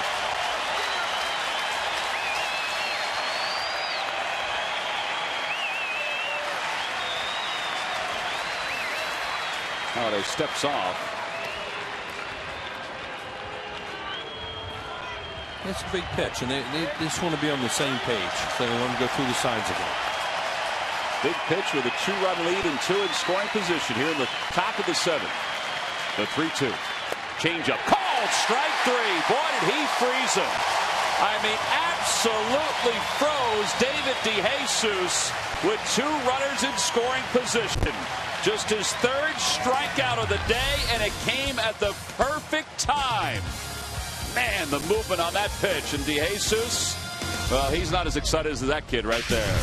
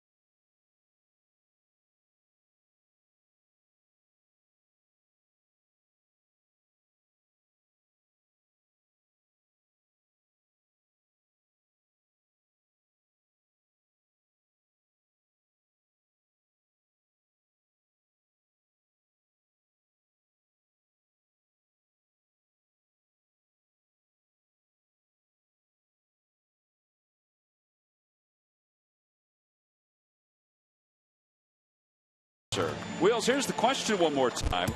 What A's pitcher won both the Cy Young and MVP award in 1971? The reason I said we see this guy once in a while is he and Sarge are good buddies. That is true. They are. We'll see him out in San Francisco. It's a great Vita Blue. Vita Blue is correct. Log back on to Phillies.com. Find out if you're a winner of a Phillies prize pack. Thanks for playing Dodge Stump the Fans. Well, we go to the bottom of the 7th, and the new pitcher for the A's is right-hander Brad Ziegler. 2-1 at 2.16 earned run average. Ziegler has kind of a funky way to come to the plate, as you'll see right there. 20 strikeouts in 25 innings of work. So Outman today goes 6 innings, 8 hits, 3 runs, all earned. 2 walks and 4 strikeouts. And if you think, looking at that maybe right-handed batters would be better against him than left-handed hitter, or be less effective, that's true. 182 right-handed hitters, 448 left-handed hitters. Hey, if you want to add to your Phillies game experience, pregame party areas for groups of 20 or more are perfect for entertaining family, friends, or business associates. A variety of party areas to choose from. For more information, call 215-463-5000 and ask for pregame parties at Citizens Bank Park.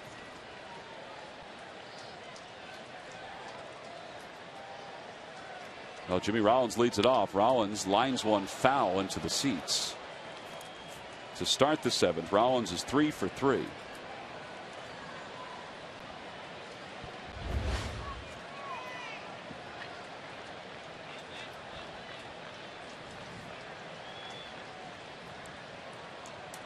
Jimmy has scored 2 runs today, and it's 1-1. And just missed a home run earlier in the game too. He hit it, went out there by the 374 off the top of the wall, just to the left of it. Right side, and he has a 4-hit day. That's a pretty good day, and he scored 2 runs as well. How did he get that hitch in his giddy up? Did you guys see it? Yeah, we think it was on the ground ball up the middle. Here are the 4 hits right out of the chute in the first inning. First pitch, base hit in the hole to left field. That got the Phillies on the win. Now here's the ball. I think he thought it was out. We thought it was out, and hit right below the flowers out there for a double. Here's the ground ball up the middle that went off the glove of Weeks, and here is the base hit right here in the hole. So it was the one when he was running out the ball. Yeah. Okay. I saw him limping between first and third, and didn't know whether he'd done it on the play in the outfield or on the ball up the middle. Well, we thought it could be the play in the outfield, because that happened right before the ball up the middle. But it was when he was slowing down up the first base line on the ground ball up the middle that you could see it. Polanco has 2 hits today. He showed bunt. That ball went right past Powell. There's no chance to get Rollins going to second, even if he had a hitch in his giddy up. Yeah, wild pitch comes right back to the catcher too, Powell, and gave him a chance to throw on anyway, but Jimmy beats it easily. Hey, he's around to bunt, and there's the throw down there, and he beat. Now the reason that they're bunting with Polanco here is not only they want another run, but the numbers against left-handed and right-handed hitters are so disproportionate that they'll give up the right-handed hitter to get the lefties up there with a runner in scoring position. Inside, 2-1. That makes it a little tough. Sunglasses and the mask on your side of your face, trying to throw. Yeah, that strap might be a little loose. Well, it all happened so fast he couldn't get rid of the mask. Not that he would anyway, but it certainly wasn't under control. Good job. Well, Polanco gets Rollins over to third with less than 2 outs. Phillies leading at 3-1. And now the lefties come up. Victorino, switch hitter, will bat left-handed. Then Ryan Howard, who's Ziegler's former college teammate. And they have a left-hander in the bullpen right now.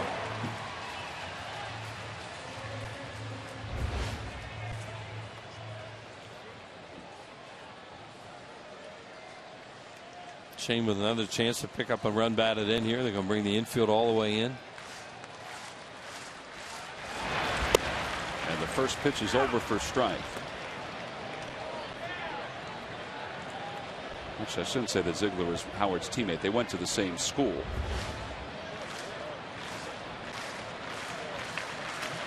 Victorino, as you see there, in the 3-hole today. 1 ball and 1 strike. He singled home run in the 3rd.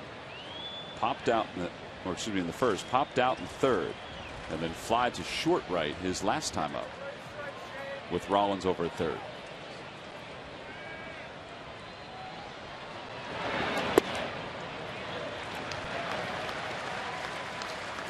Now we go down to Texas in our Toyota Major League scoreboard. The Mets have taken a 1-0 lead over the Rangers. Jose Reyes scored a run.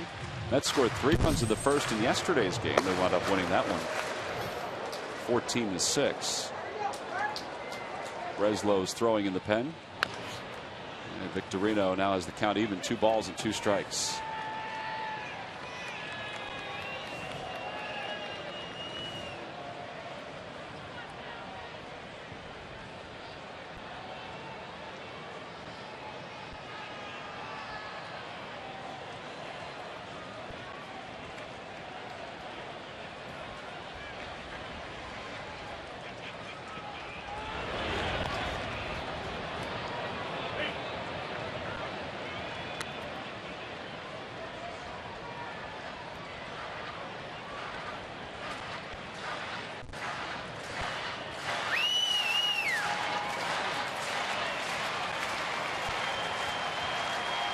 The Phillies bullpen may not be used today the way Halladay's pitching. Yeah, that'd be nice. Phillies bullpen is 1 man down. As we mentioned, Ryan Matson is in the dugout right now, still nursing a sore hand. Had a cortisone shot.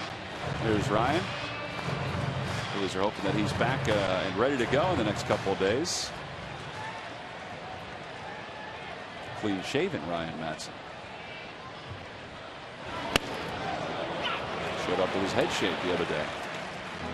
3-2 the count.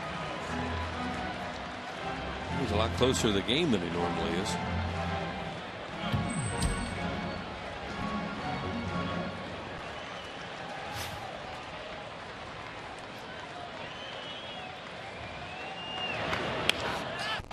Got it in his hands, and Weeks, the second baseman, will back up on it and puts it away.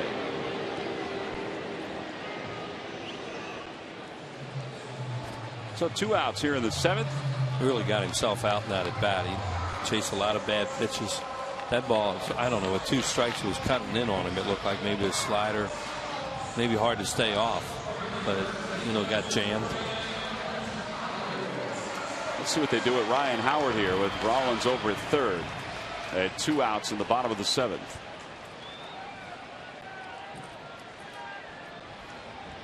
And they're going to walk him intentionally. We say that because the right-hander Ben Francisco's on deck. It's always interesting to watch these guys that throw underarm when they do this and try to throw overhand. And Kent Tekulve used to look so awkward. Look how this doesn't look comfortable. Trying to throw a pitch even 3/4. So you got to stay loose when a guy like this is intentionally walking somebody and you're a base runner. You may throw one away.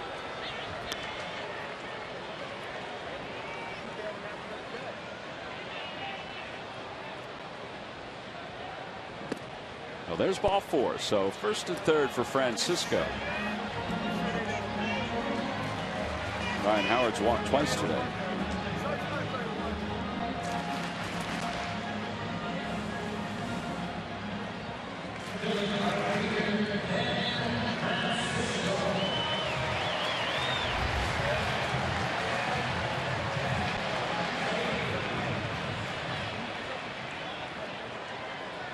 Francisco had a little dribbler up the 3rd base line his last time up.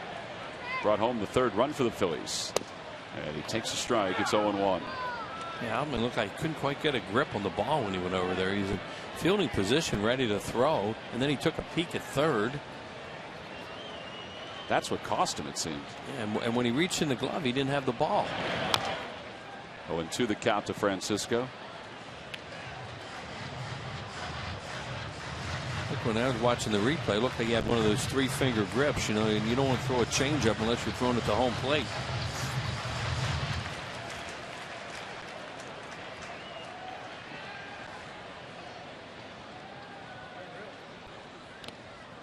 And Francisco stays alive with that foul ball. Right-handed hitters, numbers not good for obvious reasons. The way he throws, he makes them pull off. For a left-handed hitter, they have a pretty good look at it.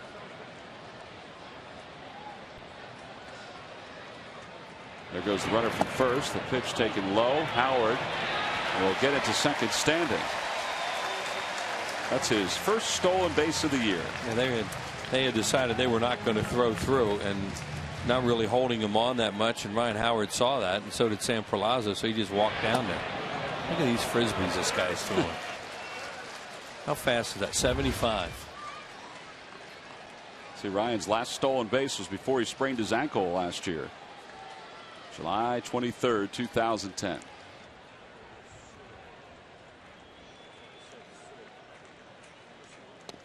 And Francisco is down on strikes, and the side is retired. So no runs, 1 hit, 2 men left in scoring position. We've completed 7 here in Philadelphia. We go to the 8th. Phil's up 2.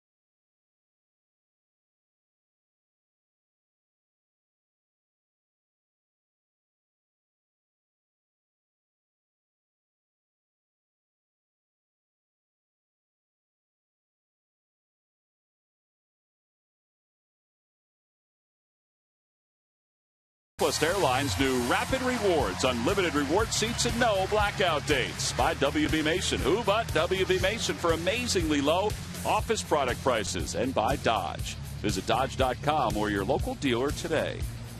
3-1 Phillies. We go to the top of the 8th. Roy Halladay will face the top of the order for Oakland. And he delivers a strike to Jamiel Weeks, who's 0 for 3. Weeks has grounded out to Howard his last 2 times up.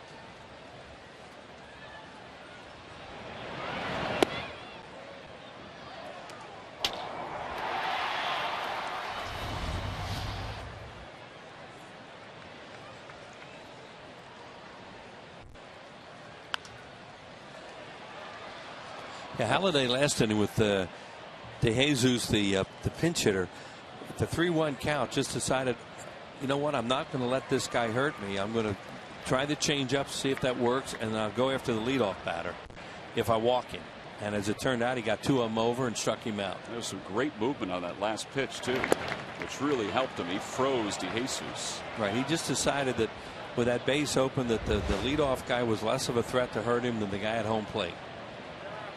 See what Halladay's done in his career outings here at Citizens Bank Park. The 2-2 pitch. Fly ball, shallow left field. It's slicing toward Ibanez. 1 away. And here is Roy Halladay's afternoon. 89 pitches to this point. That was a strikeout that he got there. A changeup. That was the big double play that Tom talked about earlier. First and second, nobody out. They get the 5-3.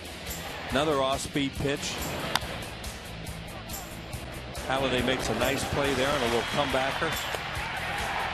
And that was the changeup right there last inning that froze De Jesus, the pinch hitter, with runners at second and third. Here's Cliff Pennington. Count is 0-1 to Pennington. So the A's have had 2 good opportunities to score here this afternoon, and they have not done it. Phillies have left 2 runners at third base with less than 2 outs. Yeah, Phillies have left 8 runners overall. Well, actually, they only left 1 because Francisco wound up getting the guy in, getting the run in after it looked like they were going to leave him out there. Down the right field line, hooking foul, and the gentleman who caught the one hopper before, I think he just caught another one. He did. Huh. Go play the lottery tonight. Really? Got 2 in one day. Look, there they are. Yep, there they are. That's amazing. That far away, too. Yeah. Here's the 0-2 pitch. And a called strike 3 right on the outside part of the plate. See, that's the pitch he's getting today that he doesn't get from some umpires. That pitch is off the plate a little bit. But, you know, the home plate umpire has had this all day. Angel Campos. He's giving a little bit to a guy like Halladay. See, that pitch is not well, maybe it did cross the front of home plate. You know, it's so hard to tell in the center field camera. He hit his glove. Chooch doesn't move it, and he gets a call. And that really helps when the guy can get those. Well, he gets one there at the knees. It's 0-1 to Coco Crisp. You see a lot of umpires just don't seem to give that.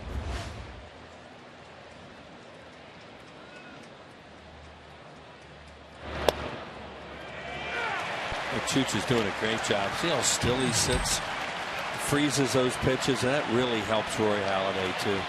Mentioned Halladay 4-0 in his last 6 starts against the A's.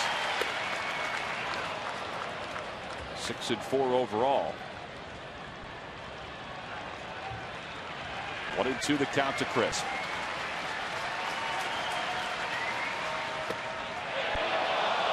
Just didn't come back early enough. Yeah, he threw a curveball there. When he got ahead, threw changeup, and then he went curveball.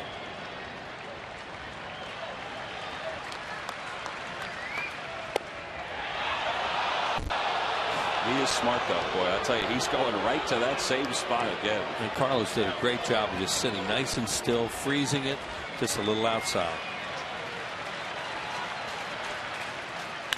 Grounder right side. Howard picks it up on the short hop. The side is retired. 1, 2, 3 go the A's here in the 8th. So Halladay's gone 8 innings today. He's allowed just the 1 run. We go to the bottom of the 8th.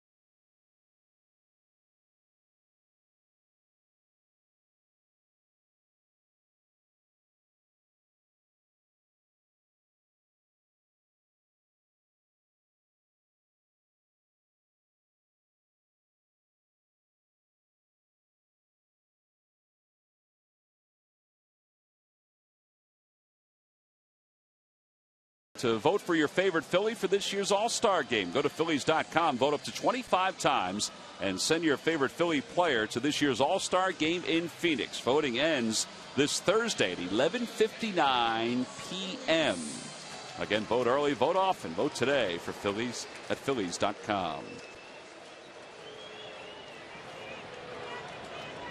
Carlos Ruiz leads it off against Brad Ziegler. They're in the bottom of the 8th, and he takes on the inside corner. Graham Godfrey and Craig Breslow both loosening up in the pen for the A's. That's upstairs. Downstairs, there's nobody throwing. can expect Roy Halladay is going to go after his 63rd complete game of his career. Godfrey's a starter, right? He might just be on his side day.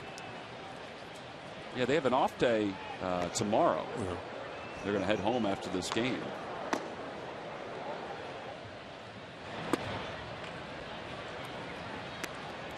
Josh Outman started this game for the A's. He went 6, allowed 3 runs on 8 hits.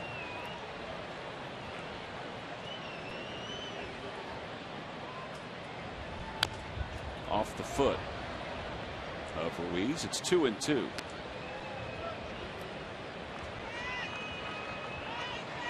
Yeah, these guys, the right-handed hitters that throw sinker, slider, they're going to have balls hit off their feet.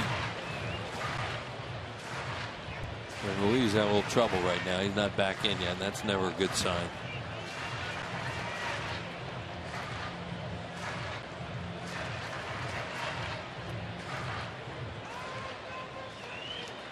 Here's Brian Schneider just off the disabled list. Played the other day for Ruiz.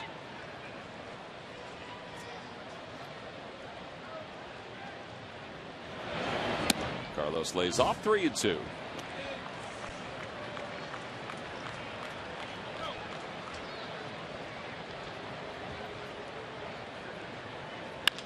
Grounder to shortstop. Pennington bobbles, still has time, throws low, and Jackson digs it out. And one away. Hey, don't forget, after the ball game, go to phl17.com/postgame or check out PHL17's Facebook to submit your questions to the postgame show. John, Mike, Colleen, Marty will all answer your questions and have all today's highlights on the Phillies postgame show. Coming up next, live from Sugar House Casino. Here's Ibanez, and he takes at the knees. Ibanez is 0 for 3.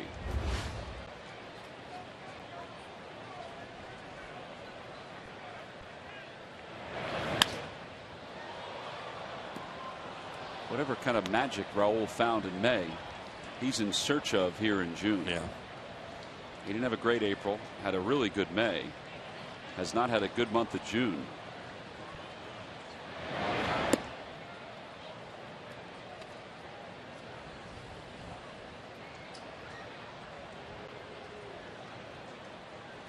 One and 2 the count.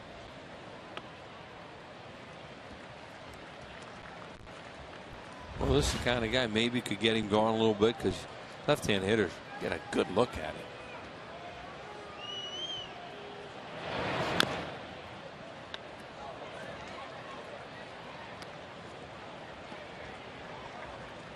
Kept thinking we saw Ziegler with a different team, but we didn't. He was with the A's the last time the Phillies faced them.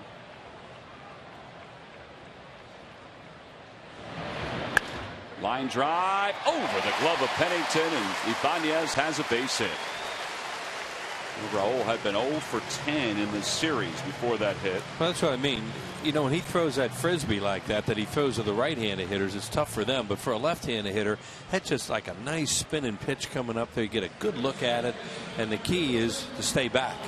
And that's what Raul was able to do that time and hit himself a hard line drive the other way. Watch, here comes that frisbee, just spinning up there, and a good look at it, and he does a good job. Just drop the head on and get a hit. Boy, that had to feel good. So now Valdez will bat with a runner at first, and Valdez takes off the outside corner. Valdez 0 for 3. Figure Halladay's going to hit, huh? I would think so. He's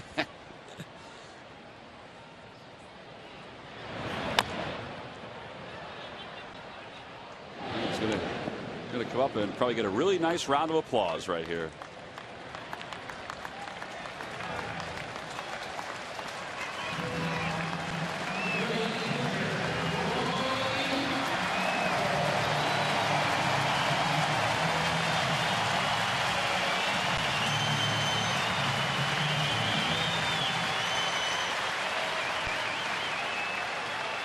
Halladay has a hit today. He's 1 for 3.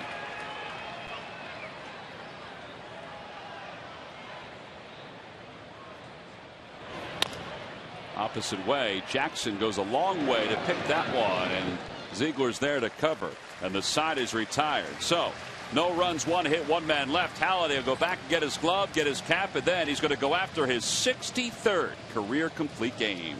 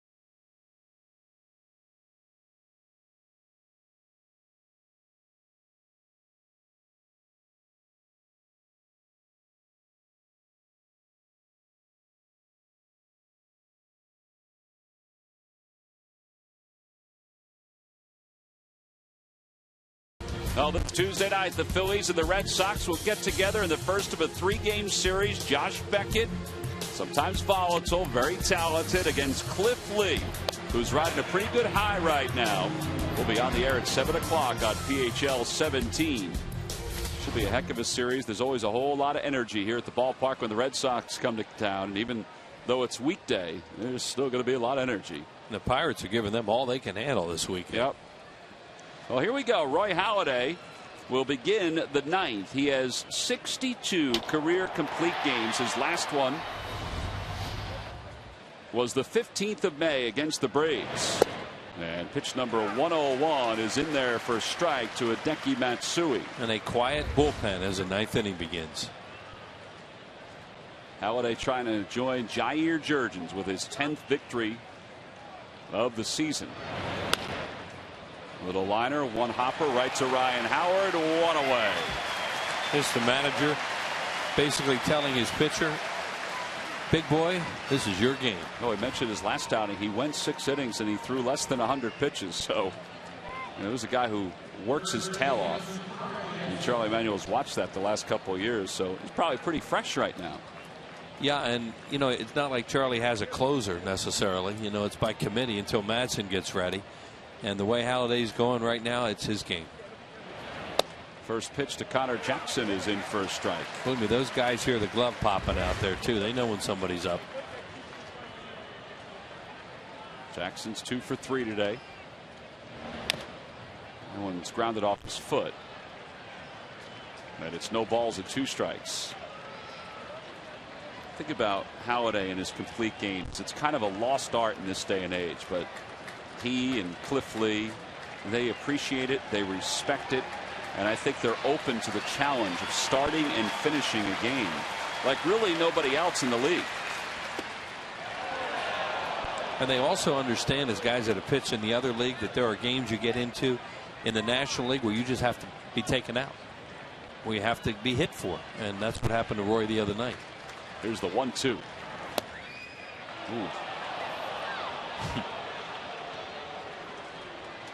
Cliff Lee has back-to-back complete games as he gets ready for Tuesday's start.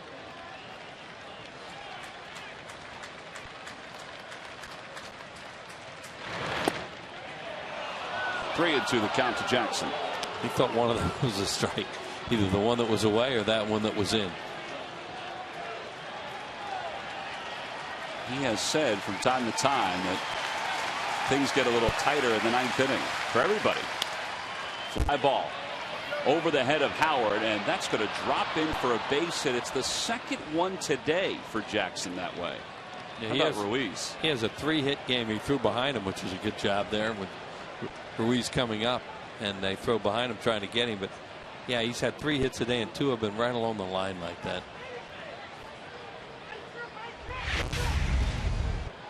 May have been a cutter right off the end of the bat. Look at it again, I think it was a sinking fastball, and you know, Jackson, to give him a little credit too, he put the ball in play and something can happen. So he's aboard, and Ryan Sweeney is the hitter. Sweeney has a couple hits today. One was an infield hit, the other one was a bloop. He has the only RBI of the afternoon. And a breaking ball for strike one.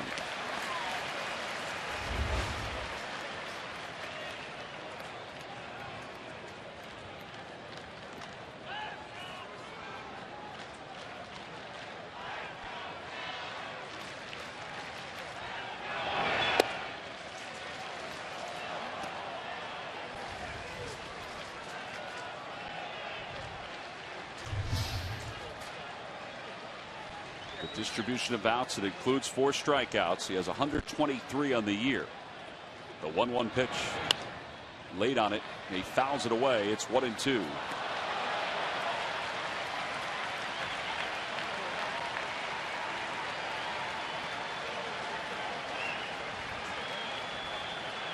I made a great catch down the third baseline with his glove, and he's high-fiving anybody that moves.